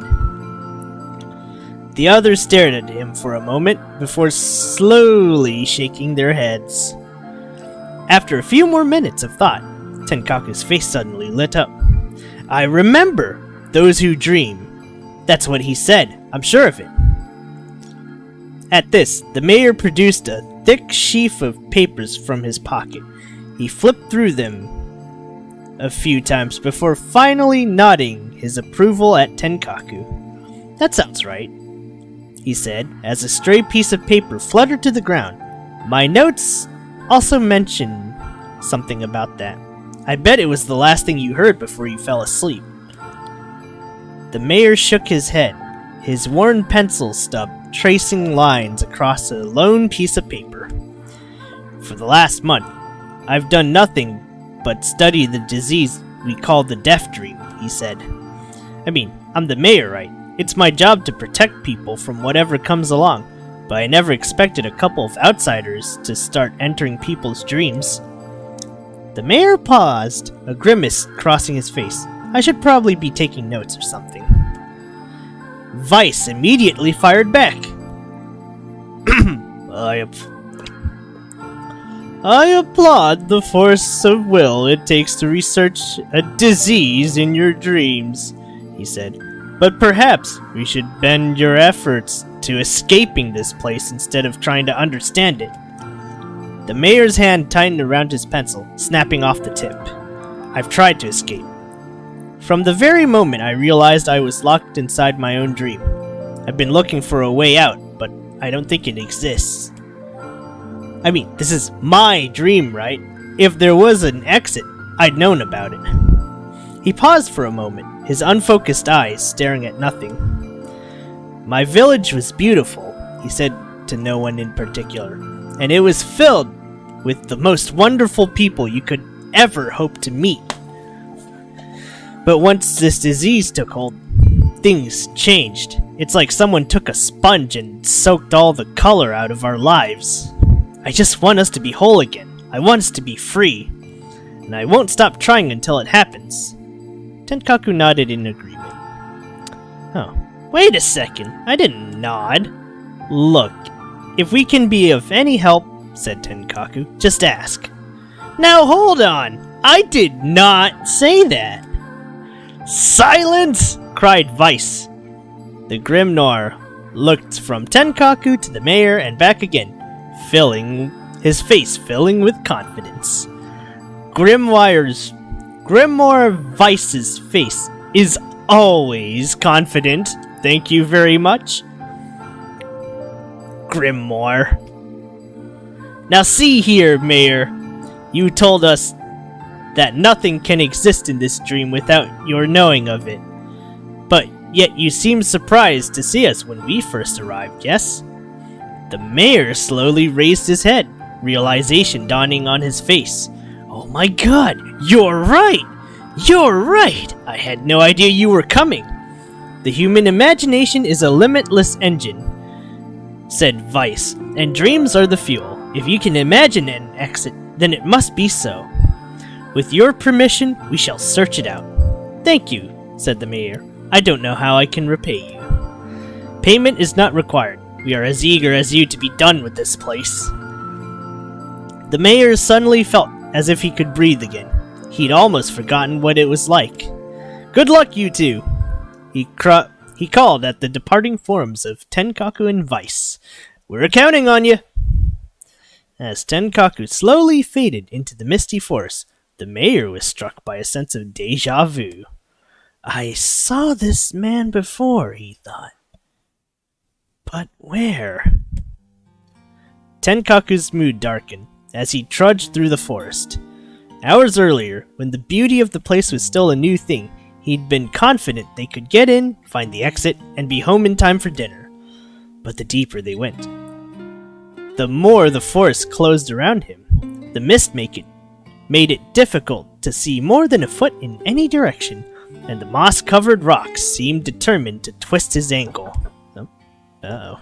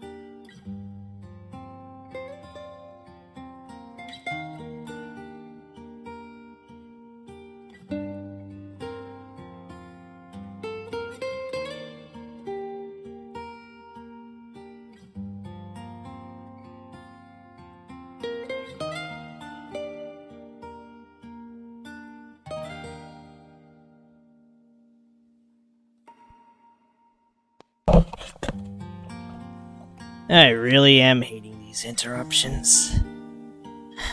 Okay, I can't read it as normally, so hold on. But the deeper they went, the more the forest closed in around him. The mist made it difficult to see more than a foot in any direction, and moss-covered rocks seemed determined to twist his ankle. More than once, he'd been forced to steady himself on the rough bark of a tree, and his hands now left small trails of blood on everything he touched.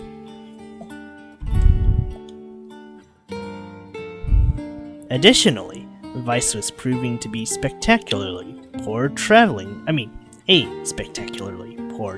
companion, unhindered by either terrain or physical effort.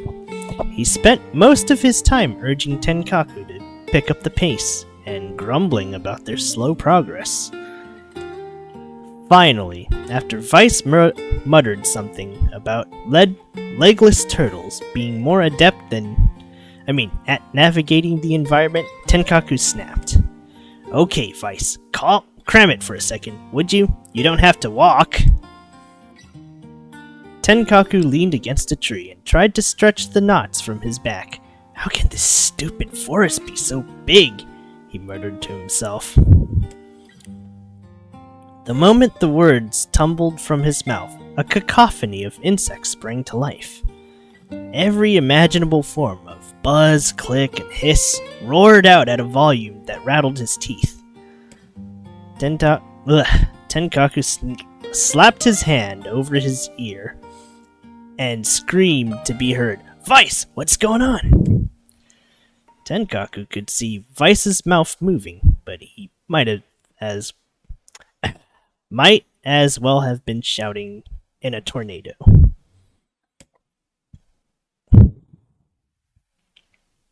The insects screamed, the forest howled, and then, just as Tenkaku's ears seemed ready to tear from his head and go running for cover, the sound diminished. Hesitantly, he moved the hand from his left ear and listened to the creatures of the wood. I'm not gonna mimic this sound. Neither that. Okay, I'm just not gonna mimic any of these. As the insect symphony dimmed another decibel, Tenkaku began to detect patterns in the sound. This isn't random. It's not, he thought. It's not just white noise. It's something else. The insects weren't just calling out. They were asking a question. 1 with it is lacking. 2 with it is ideal. 3 with it is dangerous. What is it? My pages. Buy my pages. Is this a riddle? I guess so. It feels sort of forced. But maybe it's the key to getting out of this place. Then I leave it to you to answer.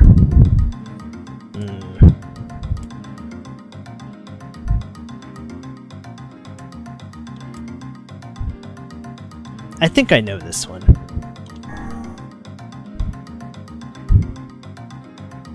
Inwardly furious that Vice left the task to him, Tenkaku sighed and gave the only answer that made sense. It's a secret. Right? The sound of the insects stopped as suddenly as it began. The forest undergrowth parted before Tenkaku like a rippling wave, opening a new path. The forest anthropods are making a road for us, Vice said with glee. Pleased at passing the test, Tenkaku moved on with new intensity. The path offered his body relief from the undergrowth, but gave even greater cheer to his mind. As long as they were on a path, their journey had a purpose. I guess the forest has accepted us, huh? said Tenkaku after a bit. Vice spun around to face his companion. Do not mistake the will of this forest for some happy pet you can suddenly befriend. We have no idea where this path leads. As Vice finished speaking, the pair turned a corner and found themselves facing a clear forest spring. Smiling, Tenkaku picked up a small rock and struck the surface of the water. A musical note rang out. When the rock finally stopped moving and sank to the bottom of the spring, the ripples it left behind came together to form words.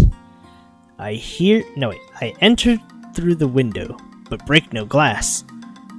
When night falls, I vanish. What am I? Absurdly easy. Now answer it. Tenkaku grit his teeth and tried not to reach out and strangle his companion. He's right after all. This one's pretty easy.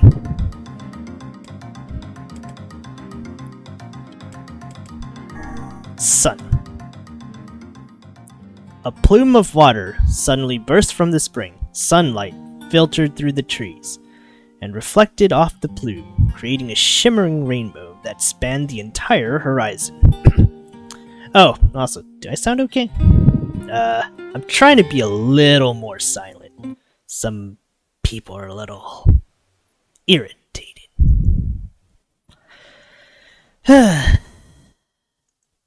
Or, well, I'm irritated that they're irritated, so it's a cycle of irritateds.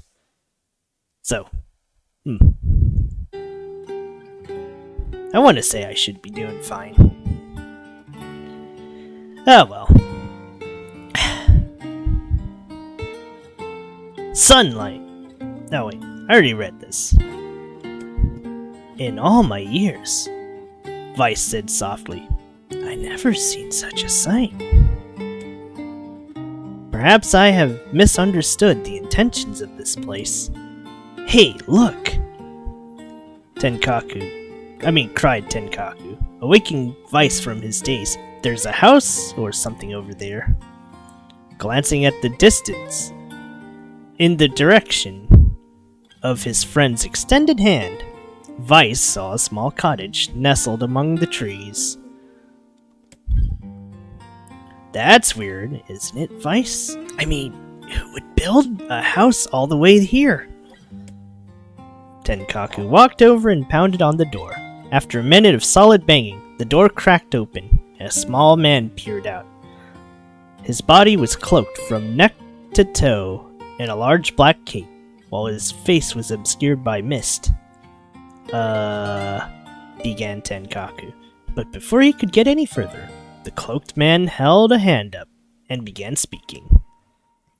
I have 4 legs in the morning, and 2 at noon, but end the night with 3. What am I? Tenkaku tried to ask the cloaked man who he was and what he was doing here, but he simply repeated the question. If we wish to engage this man in conversation, it seems we must answer his riddle. Yeah, I suppose. 4 legs, 2, 3. A man. The mist dissolved from the cloaked figure as he spoke a single word. Correct. These riddles are bizarre, but with that, the man flung his garment aside, revealing his true identity. You're the mayor! The man slowly shook his head. I am not the mayor you know. Now listen to my words. Long ago, I saw a version of you that was not yourself. Sorry, what's that mean? It will make sense in time. At present, I must congratulate you on cracking the seal of the Deaf Dream. Now you must go to the person at the forest entrance. With that, the man turned on his heel and slammed the door behind him. As Tenkaku watched, mist seeped up from the ground and enveloped the cottage, erasing it from existence. When Tenkaku and Vice returned to the forest entrance, they found the mayor leaning against a tree. As soon as he caught sight of the duo, he sprang to his feet and scrambled over to them. Good gravy, you made it! You actually made it back! His left hand grasped Tenkaku and pumped it so fiercely it threatened to dislodge from the socket, while his right squeezed Vice by the cover and swung him through the air. Gah, by the heavens, stop shaking me, fool! We have not told you if we were successful or not. The mayor smiled broadly and shook his head. I'm just happy you're alive. I didn't think I'd ever see you again. Tenkaku withdrew himself from the mayor's eager handshake with a slight smile. We broke the Deaf Dream's seal. At least I think we did. The mayor's face beamed as Tenkaku filled him on the details. When the tale was done, the three of them laid down on the forest ground and fell asleep. Tenkaku cocked his head. Okay, hang on a second. This is crazy. Why would we just lay down and go to sleep? Cease your endless prattle and go to sleep, fool. Fighting against the rule of this place is futility itself. Tenkaku and the mayor obediently reclined on top of the grassy earth. Have you forgotten? Continued Vice. It's words that control the Deaf Dreams. The Deaf Dream, words that allow us to move from place to place. No matter how unnatural they seem, the words are absolute. Therefore, if the words tell us to sleep, then sleep we shall. And once we do, the story will continue. With that, the trio found their eyes growing heavy, their breath slowing. This is the first time, began the mayor. The first time I have felt tired since I was imprisoned here. His words were cut off by a loud, long yawn, and he remembered nothing more. They might have slept for an hour or a year. When they awoke, things had a suddenly more real quality to them. The mist felt thicker, the leaves greener. It was clear that they awakened from their dream. Tenkaku shook the mayor's shoulder gently. Good news, he said. I think we made it. Oh wow, the mayor said in an odd voice. We did it. I'm back. He blinked once, and then again, as if not quite believing the sight before him. You have no idea how much this means. The Deaf Dream was spreading through our village, and I wanted to. Well, I thought I could figure out how to stop it, but I guess that wasn't the case. I must have caught the disease and became trapped in my own dreams. The mayor started to stand, then collapsed back into the earth. Back to the earth. He stared at his legs, as if trying to remember how they worked. Then glanced at Tenkaku and shrugged. Without a word, the young man reached down and pulled the mayor to his feet. Real life may take some getting used to, said the mayor, as a wry smile crossed his lips. You shall relearn in short order, I'm sure, said Vice. For now, you should return to your home and rest. No, said the mayor, swaying on unsteady feet. No, I can't. Some of the villagers are still trapped in the Deaf Dream. I have to save them. The mayor slowly made his way to the divine tree in the center of the village, then bowed his head and prayed silently. This is a holy tree, he explained. When the prayer was finished, it's the guardian of our village's history and memories. Superstition will only make our mission harder, muttered Vice. We should not put faith in the gods. The mayor shook his head. Not gods. The words. Legend says that our tree is home to a powerful magic known as a sealed verse. Tenkaku and Vice could not contain their surprise. It seemed a goal had been found in the most unexpected of places. I say, muttered Vice. This is certainly a stroke of luck. As the three of them said their goodbyes, Tenkaku mentioned the strange man who had given them the third riddle and the mysterious words he had left them with. I once saw a version of you that was not yourself. What in the world does that mean? Lost in thought, he stared into space for a long moment. You know, he said softly, this is going to sound odd, but I had a feeling I'd seen you before too. Tenkaku tried to keep a straight face and failed, but the mayor didn't seem to notice. Deja vu, right? I figure it was just some illusion created by the Death Dream. It probably doesn't mean anything. Tenkaku gave the mayor a nod and a smile. But inwardly, his thoughts were racing. There's something wrong about the mayor and his words. What exactly is going on here? That riddle would prove to be the most difficult of all. Oh, thank you so much. Now I can finally return to a normal life. This is one of the most bizarre diseases I have ever encountered. Agreed.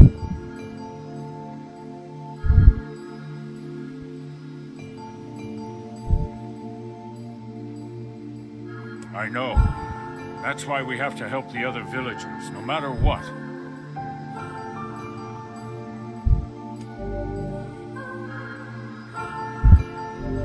Well, For a sealed verse, that didn't take much effort. Yes, all a touch too easy if you ask me. It's almost as if someone was guiding us to this village. Don't overthink advice.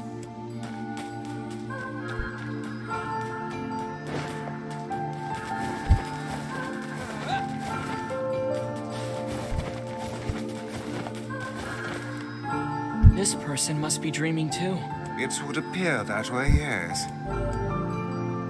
Can't say I'm very excited to go back there. That dream world sorta creeps me out. Perhaps you should spend less time complaining and more time getting on with the mission. Yeah. we're about to hit riddles again. I breathe air scented with death and resist the urge to laugh, for I know it will sound like the words of a madman. How long have I been in this fresh hell? My box, my prison, is tucked away beneath a stairway in the long unused catacomb of some infinite castle. Outside, I hear the sounds of a funeral dirge that plays without end. Light has no place here. Wind is a forgotten friend, deaf to come, but he forsakes me. Time passes, and eternity slips by in a single tick of the clock. Someone knocks on my prison. Anyone there? I hear an unfamiliar voice say. My savior! I claw at the door to my jail, embedding thick splinters under my ragged nails. I scream for help. I laugh. I sob. Surely this is a product of my addled mind. Surely it cannot be true. Help me, I cry. For the love of all gods, help me! Impossibly, I hear the sound of a lock being torn out and falling to the floor. As the door slowly cracks open, I have just enough time to see a silver-haired boy and a floating book before the light pours inside. My eyes, accustomed to blackness, explode with pain, and I am forced to turn away. Who are you? I ask, shaking hands covering my face. How have you come to this place? I am Grim Nor Vice. This is Tenkaku. Long have we been searching for you. Now come, stand. We shall awaken from this nightmare together. The one known as Tenkaku extends his hand and pulls me from the cell. Though my eyes are slow to adjust to freedom, my ears are keen as ever, and they recognize the staccato sounds of heavy rain. I never thought to hear that again, I whisper.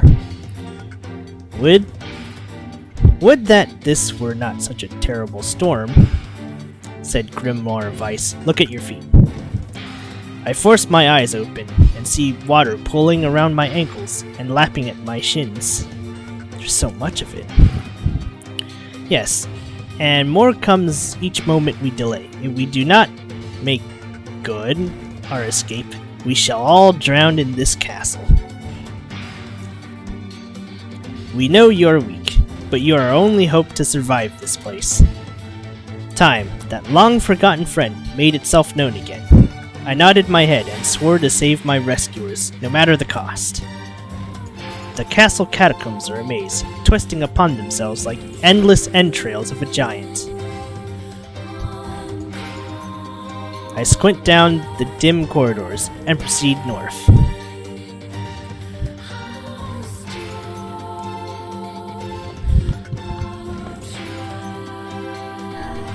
At the end of the corridor, I find a row of 20 gorgeous canopied beds resting atop of a carpet of velvet. All are covered in a thick layer of dust and cobwebs. Searching for the next room, I come across a shapeless mass of gray matter. It has been shoved against the side of the wall, and despite my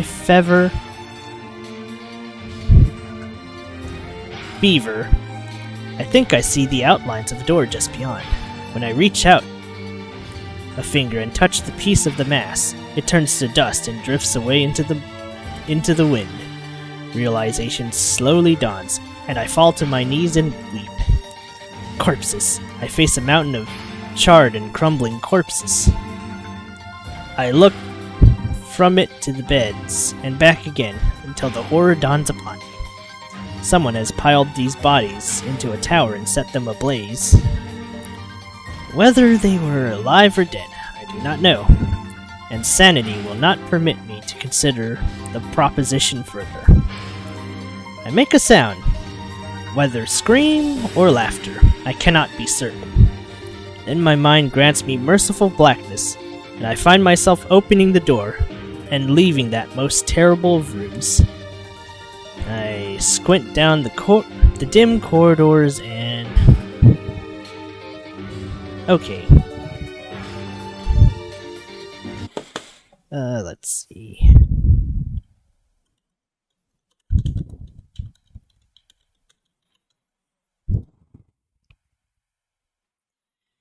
Ooh, boy.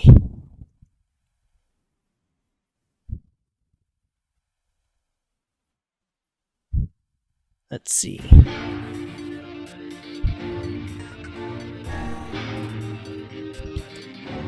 Dim corridors, north. At the end of the path, I find myself in a great hall, with only the sounds of rain for comfort. The waterlogged carpet squishes beneath my feet as I enter the center of the room. I behold a beautiful dining table, which rests china and silver of the finest construction, as well as the remains of a fantastic feast. As my eyes continue to adjust, I see many chairs surrounding the table, each holding a dinner guest. Noticing movement, I approach the chair at the table's head, but the truth of the matter dawns on me as I recoil in horror. The host of the feast is a corpse, as are all the invited guests. An army of foul, wriggling insects have made homes in their remains, and this is the movement I saw. The once splendid feast was now nothing more than a requiem for the damned. I take a moment to steady my shaking hands, then slowly back away from the table. Desperate to lose sight of the abomination before me, my gaze lands on the chairs upon which the dead were seated. This is a mistake, for the chairs prove to be even more terrible than the feast itself. Each one is covered in a layer of spikes that run up from the seat, up the back, and down the arms. This explains the color of the carpet beneath my feet. I can only pray that the unfortunate diners were dead when the meal began. For if not, it is a simple task to envision the agonized screams that must have sprang forth from their mouths. My mind grasps frantically at the possibility that these souls had committed some terrible crime, for which this was the punishment, though in truth I suspect they had committed no crime at all. There would be no tomorrow for these unfortunates. This was their last supper. I squint down the dim corridors and...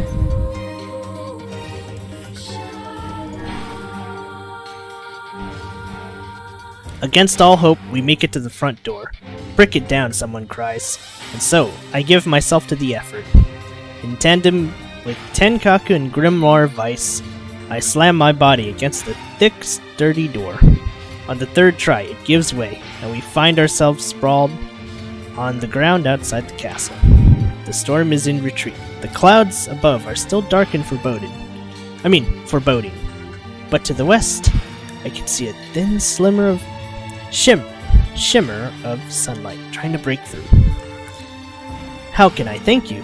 I cry, as tears join the rain on my cheeks. I would surely have died in there. Looking down, I suddenly notice my dress is in tatters, and sheepishly try to cover my exposed skin. Your dress? Then you are a woman, madame? I am. I proffer the two a smile. I suppose that comes something of a surprise, seeing as how I exist only in the form of words. I can see the one known as Tenkaku is disappointed that the torn dress will be given no further description, but he hides it well. With a nod and a shrug, the three of us set forth to our awakening. But behind us, an awakening of another kind is taking place. Black smoke fills the abandoned castle, providing the countless damned souls inside with their final shroud. After a moment, the castle's windows shatter with a mighty roar. A fresh breeze blows through the hallways and corridors, clearing the smoke away for good. As we watch in awe, uncountable black shadows slowly flicker to life, crossing to and fro in front of the broken windows. The castle's dead have awakened to their new life as shades. You have anything to say about that? Hopefully there will be no labyrinth next time. I hear that. Thank you so much for saving me. I never want to have a dream like that again. No kidding.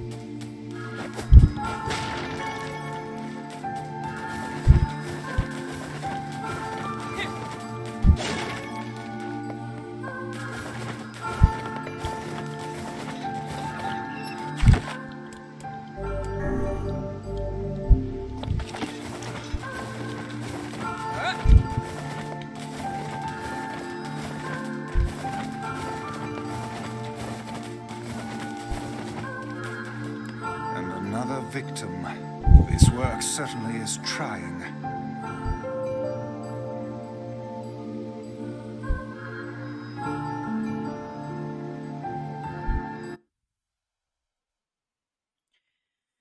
Ooh, this is a long description. I figured a book like you would be into all... Even I have my exceptions. Now let's be off. A colony of massive sculptors was visible in the distance, their tall forms scraping against the sky. Vice and Tenkaku had never seen such a sight, and their eyes widened as they tried to take it in. Those buildings must be huge if we can see them from this far away. What do you think, Vice?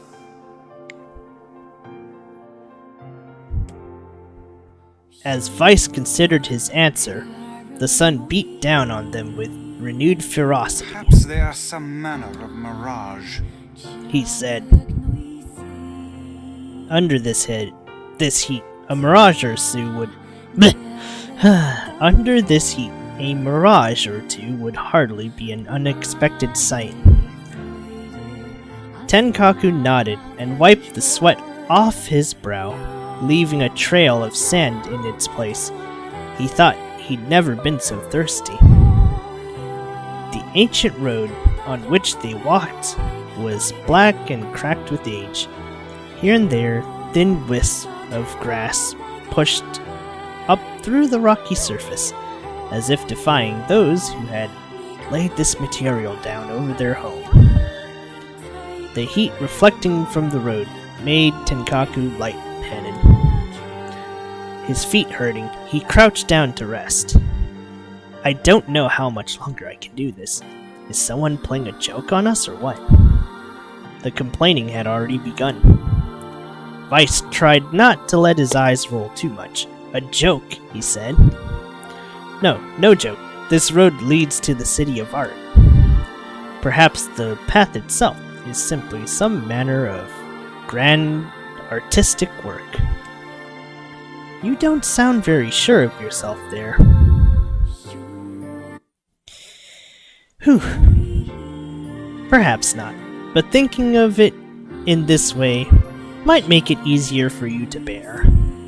Tenkaku glanced at Vice's grinning face, shook his head, and resumed walking. As time passed, Tenkaku's feet grew more painful, and his throat drier than he thought possible. He tried not to look further than the next step ahead, because the bright sunlight made him hesitant to trust his own senses. We are definitely getting closer, said Vice, in an effort to cheer his companion. Yes, this much is certain. Encouraged, Tenkaku lifted his gaze. Suddenly, he stopped walking, choosing instead to stand in the middle of the road, with his mouth and eyes wide open, and his finger pointing in the distance. Water, he cried. It's water! Water? Asked Vice. Preposterous. I don't see any water. Over there, just ahead of us, look, the sun is reflecting off of it. Without waiting for a response, Tenkaku sprang to life and bounded towards the sight. What in the... There was no water. There was nothing but sand in every direction. Tenkaku closed his eye and sighed as Vice floated behind him and chuckled softly. I believe this is known as a mirage. Many a desert traveler has spoken of such things. Tenkaku shook his head, bewildered. Suddenly he pointed off in the distance, his eyes wide once more. Wait, there it is! I just missed it! Look, it's right there! Tenkaku sprinted off again, leaving Vice with no choice but to follow. After a few minutes of running, Tenkaku came to a halt. I could have sworn it was right around here. Confused, he put his hand up to his eyes and rubbed them vigorously. As soon as he stopped, he noticed a blue shimmering pool of clear water just over the next rise. With a shout, he bounded off in search of it. The chase continued for nearly an hour, until an exasperated Vice finally floated up to Tenkaku and struck him in the face with its cover. Enough, you blithering idiots! Stop this at once! There is no water here! Tenkaku's face clouded. There isn't? There's not! And perhaps next time, you will listen to me when I tell you as much. Vice paused for a moment, then continued speaking in a slightly kinder tone. However, I suppose this mad chase was not altogether wasted. It seems we have arrived in the City of Art. Tenkaku looked up. Stretched out before him was a row of impossibly tall sculptures.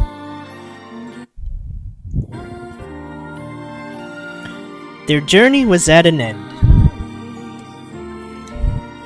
They're huge, cried Tenkaku, completely forgetting the heat and the pain of the past few hours. I've never seen anything so big. Each sculpture was formed roughly the same shape, a tall rectangle that stretched up towards the sky, but that is where the similarities ended. Most were covered with panes of glass that reflected light in 1,000 directions, while others seemed to be nothing but frames of steel. Some had tall spires on their tops, while others possessed triangular caps. What kind of city is this? Said Tenkaku. Where are the people? Where are the houses?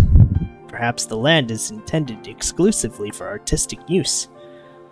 The debate continued as they made their way through the city. Miracles of artistry were everywhere. Great iron crates with wheels sat silent on steel rails. Beautifully carved works with lights of red, amber, and green dangled over every street. As they moved away from the massive sculptures, they found a great array of smaller ones. Some were covered in glass or brick, but many were composed of materials they had never before encountered. The sheer variety of colors and styles was staggering. Unable to find a theme or purpose to the abstract works around them, Tenkaku and Vice eventually fell silent. On the outskirts of the city, they discovered 3 sculptures in the shape of humans. Tenkaku uttered a sigh of relief as he approached them. Finally, I was getting tired of modern art. Okay. The 3 statues were indistinguishable except for a single word chiseled into their right arms. One read Alpha, one read Beta, and the final read Gamma. As Tenkaku moved to touch the nearest statue, a bird flew from the top of one of the sculptures. Alighting on the statue's shoulder, it emitted a brief, beautiful song that took the form of words. Only one form is real, the others are false. The real form always speaks the truth. The false ones will only speak lies. With that, the bird departed. As if on cue, the 3 statues shuddered to life, acquiring color and form as they began to breathe. Hey, look at that! They're alive!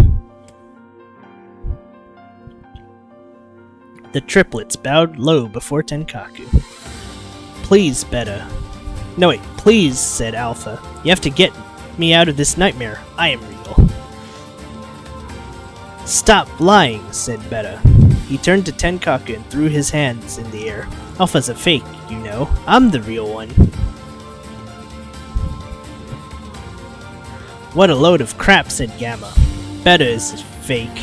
Everyone knows I'm the only real one around here. Their respective pleas given, 3 statues returned to their frozen state as silence once again enveloped the city.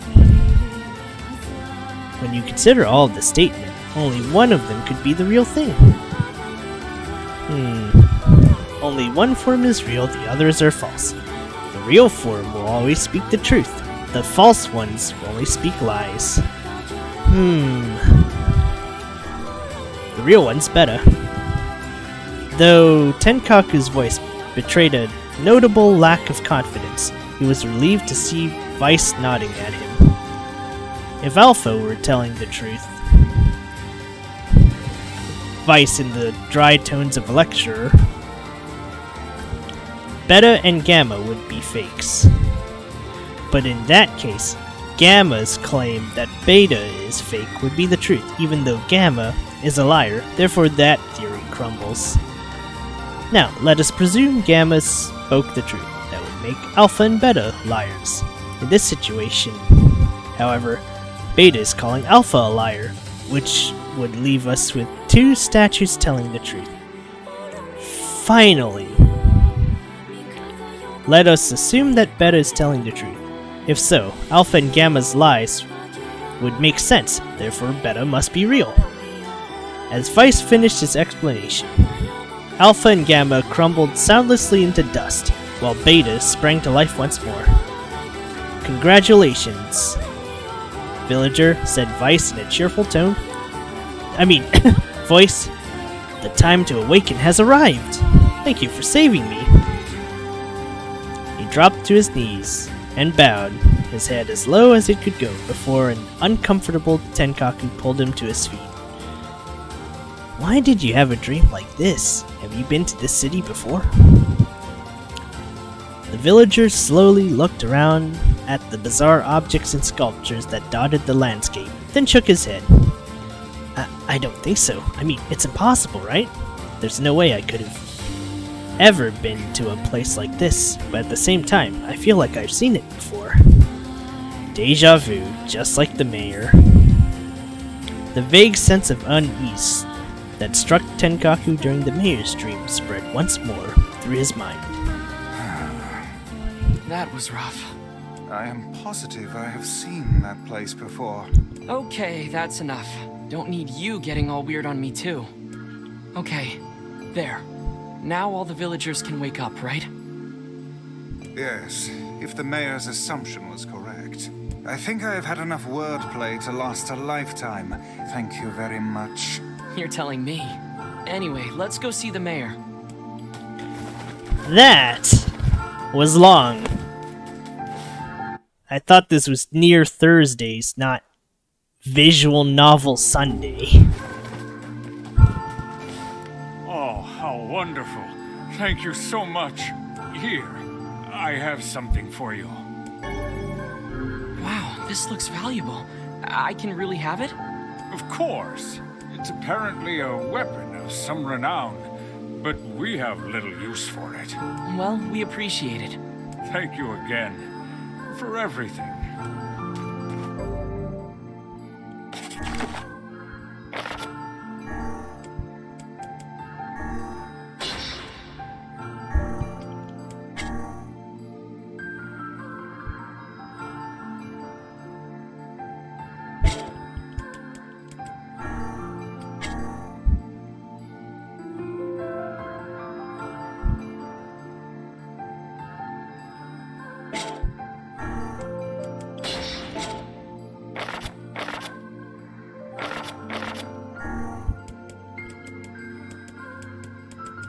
Oh wait, I think we have it. Okay, I just need you. I need 12 iron ores?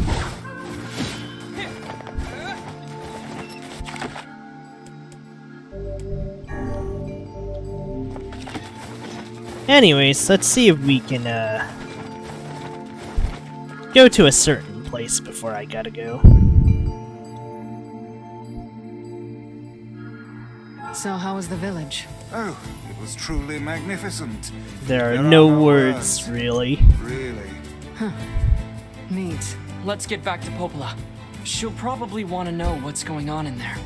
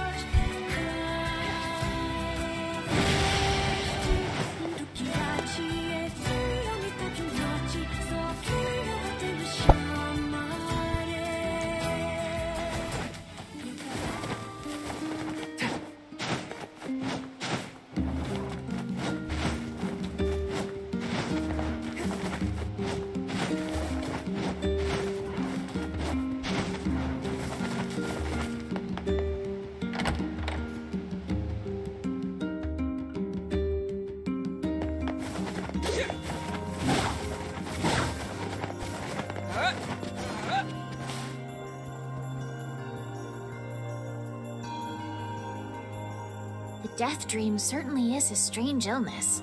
Yeah, it was something all right. Even I, with my natural love for words, have no desire to visit that place ever again. You guys did well. You've been making a lot of long trips lately. Are you sure you're not pushing yourself too hard? I'm okay. I can't just sit around all day while Yona's sick after all. If you say so. So, anything I can do for you? Well, I suppose there is one thing I could use a hand with. Have you heard about our plans to repair the canal? The work probably won't happen for a while, But once it's done, we can use the canal for trade and travel and all kinds of useful things. Unfortunately, however, we're a bit behind schedule at the moment. Uh-oh. If you're willing to help out, I'd really appreciate it. No problem. What do you need? Great. So, the man I originally asked to help on this project hasn't shown up for work in a few days. I'm starting to get a little worried, so maybe you can head over to Seafront and check up on him? I'll mark the location of his house on your map. He always carries a red bag over his shoulder, so he should be easy enough to find. Got it.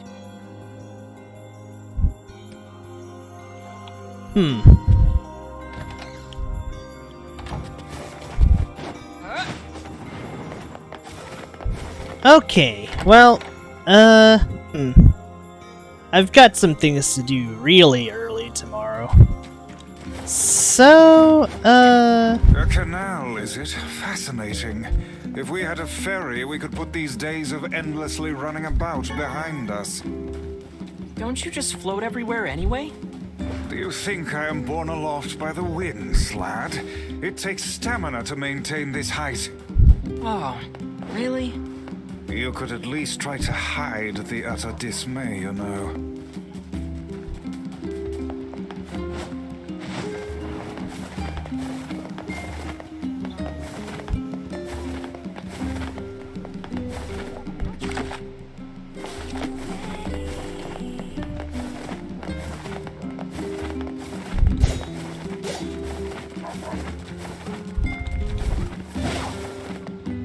okay, just so I make good on my promise.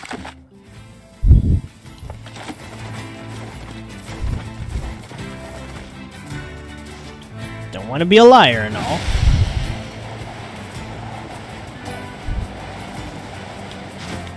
Now,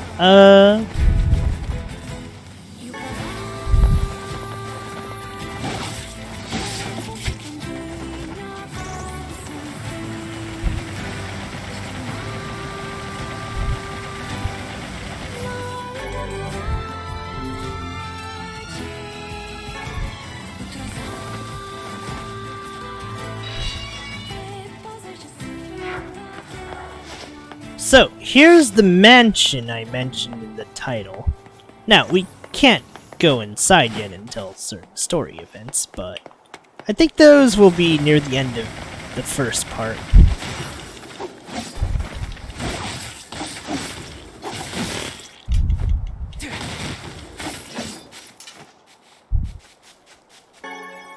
Very eerie here, though.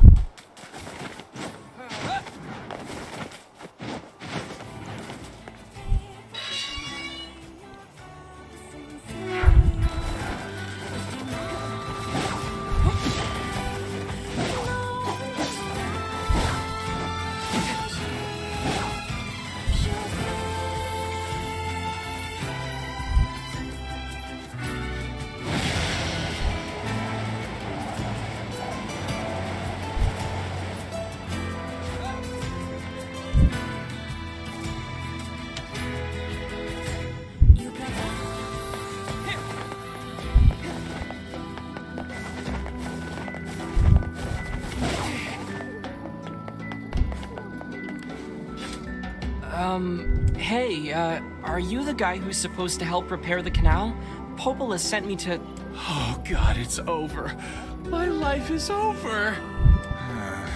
Surely you must realize nothing good can come of being involved with this particular endeavor. Easy, Vice. Hey, so, are you alright? What happened? It's my wife. She left home a week ago and hasn't come back. I'm so worried I can't even focus on my work. Oh, my sweet dumpling, where are you? Oh, that's terrible. Would you like us to help you look for her? Really? You do that for me? Sure. But do you have any idea where we should start? Well, she always used to enjoy drinking at the tavern with her friends. Alright, then I guess we'll start with them. Thank you. This means the world to me. Oh, and by the way, my wife always carries a red bag, just like mine. If you mention that, it might ring some bells. I've met some odd couples in my day, but none who felt the need to wander about flaunting matching luggage. You need to get with the times. Coordinated outfits are all the rage. For some couples, it works. Plus, these bags are special. We bought them for our anniversary. But now my sweet dumpling is gone. And it's all my fault. Oh, God. Okay. Just stay calm. We'll go look for her, alright? You sit tight. I do apologize that most of this stream was a text adventure. When he's letting on.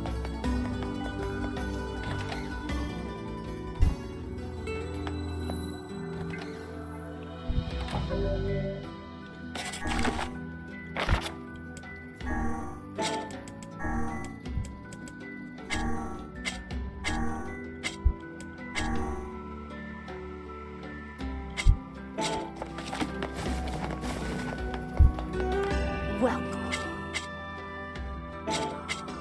Hope you come. We've got...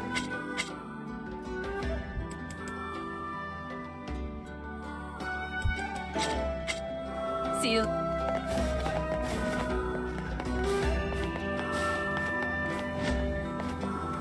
Could have sworn we could buy sardines.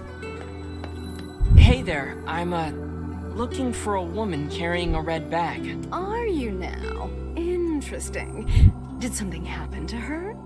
She hasn't been home and her husband's worried. Do you know anything about where she might be?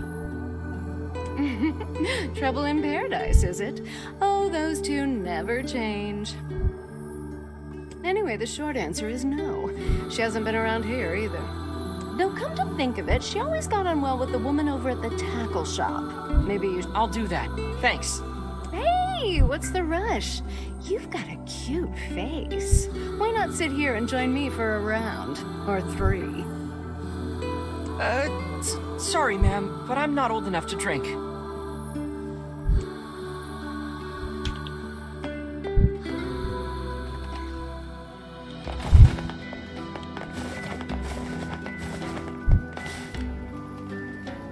Hey there, do you know a woman with a red bag by any chance? A red bag? Oh, sure. Although now that I think about it, I haven't seen her in a while. Uh-oh. Last time she came around, she mentioned something about leaving town, but I figured it was just idle talk. Leaving town, huh? Alright, thanks for your time. If you're ready...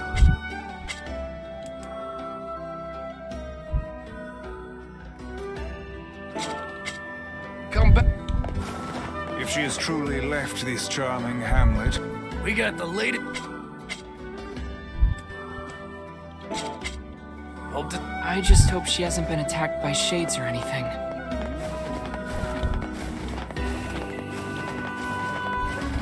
I would bet she has.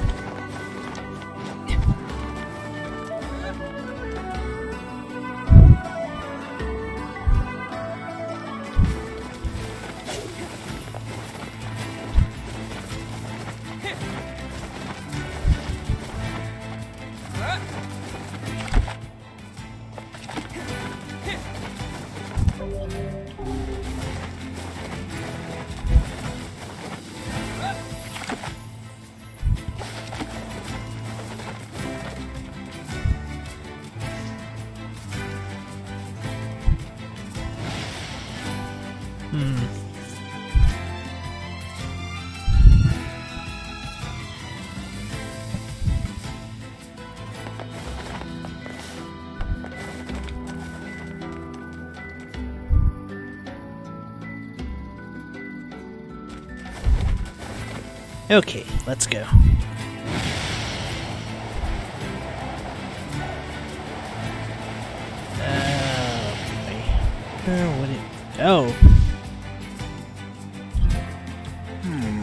Something about that shade seems rather odd.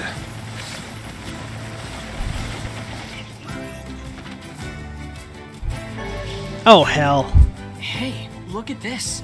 It is identical to the red satchel carried by the man who sent us on this mad quest. Perhaps it belongs to his spouse. Oh no. Do you think the Shades got her? I fear it likely, lad. I sense no other activity in the immediate vicinity. We were too late. Well, this is terrible. What are we supposed to say? However difficult it may be, we've no choice but to tell the man the truth. Yep. Well.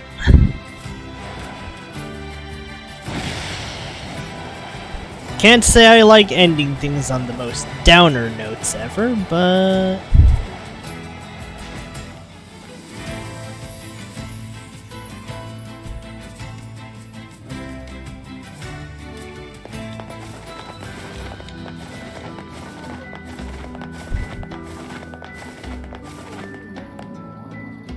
Hey, did you find my sweet dumpling? We didn't, but we got this off a Shade. Oh no. This is hers. So our fears were correct. Oh God. How could this happen to her? This is all my fault. If I may, my good man, why did your wife leave home in the first place? It's because I think we should give him some time to himself, Vice.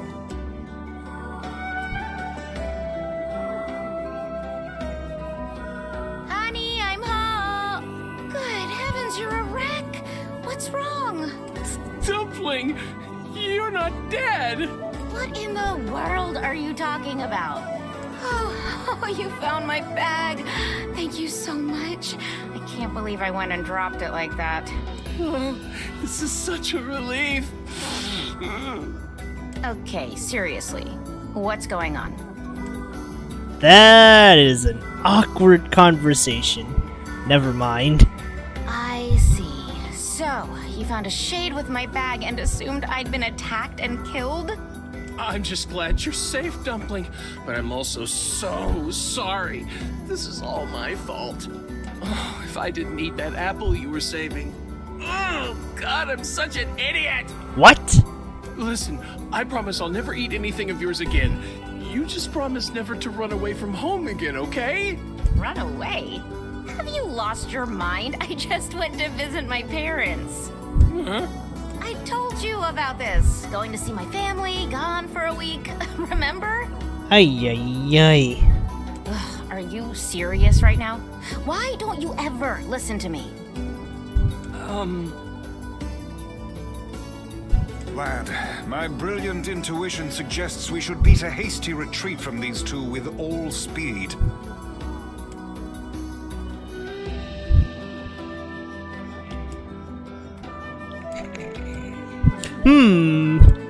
Let's go for comedy. I can't believe you didn't listen to me, and you ate my apple.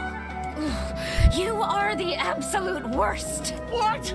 Oh, like you're some perfect angel. You didn't even care enough about our anniversary to hang on to your bag. You, kid, I'm right about this, yeah? If anyone's wrong here, it's my wife, right? Wait, you're asking me?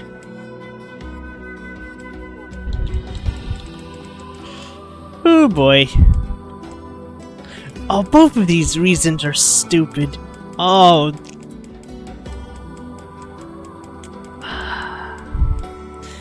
Alright, we're gonna have to do this the eeny, meeny, miny, mo style. Okay. Eeny, meeny, miny, mo. Catch a tiger by the toe. $3. Let him go. Eeny, meeny, miny, mo. Well, you shouldn't have eaten your wife's apple. That's not very nice. But I was hungry, and it was just sitting there. Look, I'm glad you went looking for my wife and all, but that was low, friend. Low. Uh-oh. Did I cross a line there? Besides, it's pretty rich to come after me for an apple when you threw away my entire stamp collection. Ha! You're damn right I did, and I'd do it again. You are nothing but a hoarding slob. You there. My husband's in the wrong here, isn't he? Pardon, but madam, Oh, enough. The both of you are at fault. Now apologize to one another and end this ridiculous display. Agreed. Talk for a floating magazine. I see you finally agree on something. We should go. One. Do you not even understand how frustrating this is, you colossal oaf? This is exactly what I hate about you. Fine, hate me. I'll still sleep like a baby knowing I'm not an unreasonable hag like you. Damn. Vice, what do I do? You turn on your heel and walk away as fast as your legs can carry you, my good lad. That's it. I have had enough. Instead of belittling me, why don't you get a proper job? Everyone in the neighborhood treats me like dirt, and it's all because of my unemployed slob of a husband. Actually, I have a job now. Wait, you what? You're kidding. Why didn't you tell me? That's great. Well, I sort of wanted it to be a surprise. Oh, you big silly Billy. Well, this calls for a celebration. Come on, I'm going to bake you a nice apple pie. What?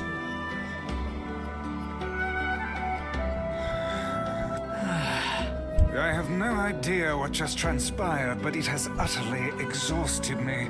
Well, looks like they made up, so all's well that ends well?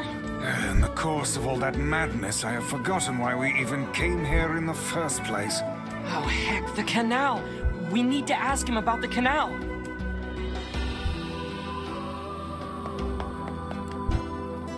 I can't thank you enough for all your help. Sure, but listen, we need to talk to you about the canal. Oh, right! That's why you came here in the first place, huh? Well, now that my love life is rolling in clover again, I'd be more than happy to get going on the canal work. Heavens, that was exhausting. Tell me about it. Anyway, let's go give Popola an update.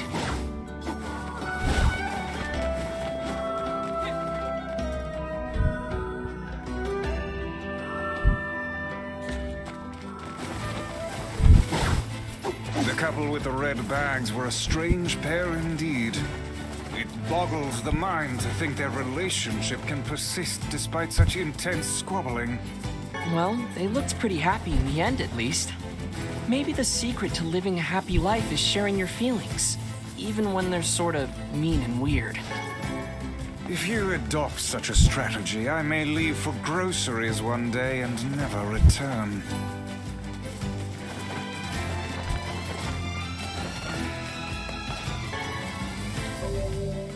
I wonder how much EXP this guy gives.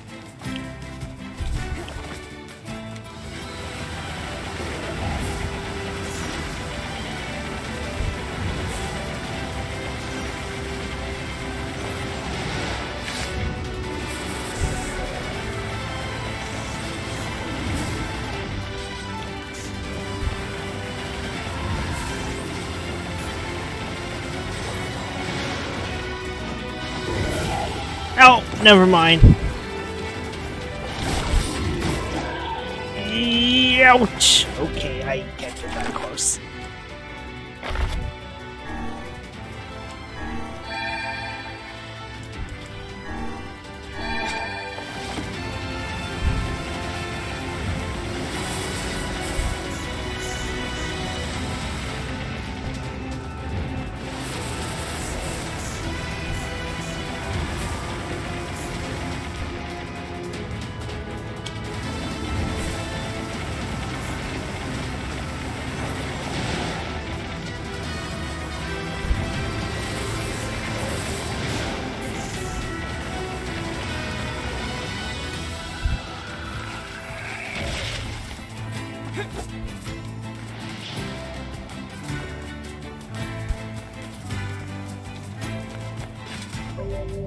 Oh, that was like 600. I mean, that'd still be a lot, but I have to kill a shit ton of those guys. I don't think that's entirely worth it.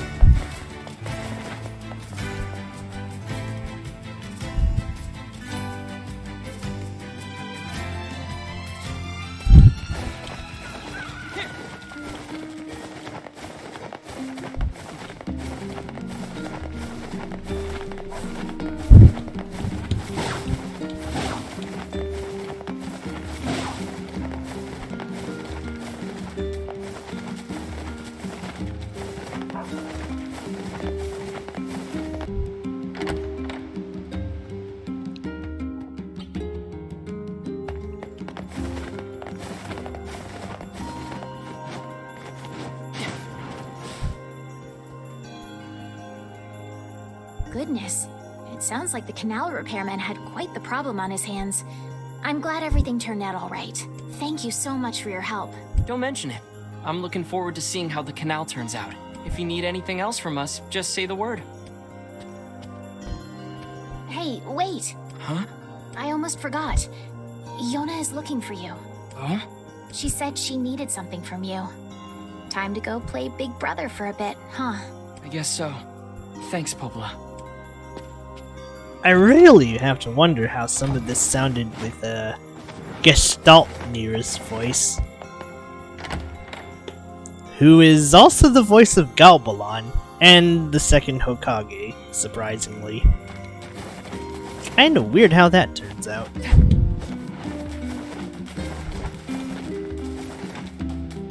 Anyways, let's go play Big Brother and, well, we'll call it a day from here.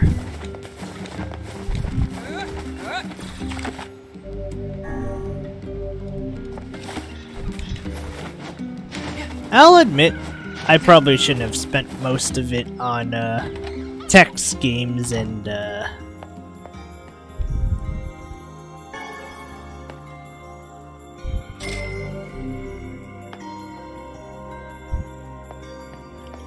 Yay, you're back! Popola said you needed something? Yeah, a favor, actually. What is it? I can't help if you don't tell me, sis. Okay, I'm gonna say it. Ready? I'm ready, Yona. I need you to help my friend. Your friend? Yep, I have a friend, and we've been writing each other letters. Seriously? A pen pal? How delightful. So who is this friend? Well, he's kinda... Uh-oh. He? It's a guy? Oh no. Yes, and he's sick and in a whole lot of trouble. And I know that you and Vicey are the only ones who can help him. Vicey? Tell me about this guy. He lives in this really big house down south, and he's super nice, and he's my friend. So you have to help him. Please? Yona, listen. Please? Great. Now what do I do? Fine. I'll see what I can do. Yay! Thank you! Okay, and with that, we'll be doing a lot of side quests next time. Great. Yona's got a boyfriend. Is something amiss, lad? Your voice is trembling. No, it isn't. Shut up! Nier Plus. Ah, boy. They just couldn't resist, could they?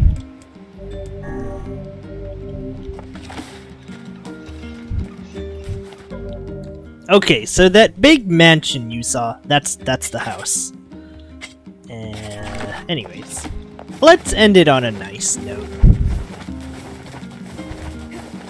We'll probably be doing a lot of side quests as, once we go to the next part, some of them are unavailable from there on.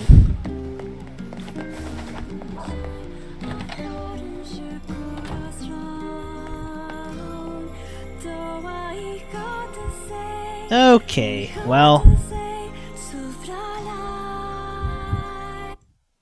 I'll just conclude it from here.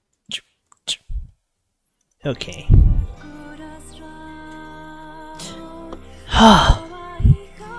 Alright, well, that is that.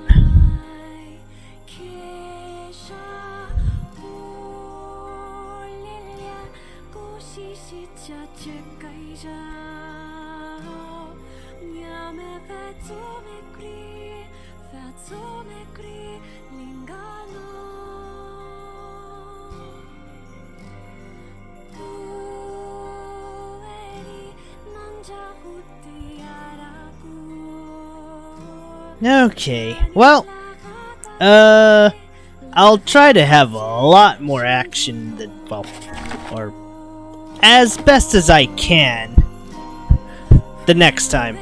Because, the next time's the last time we stay as, we are in this part. It'll advance to a time skip, that much I'll say.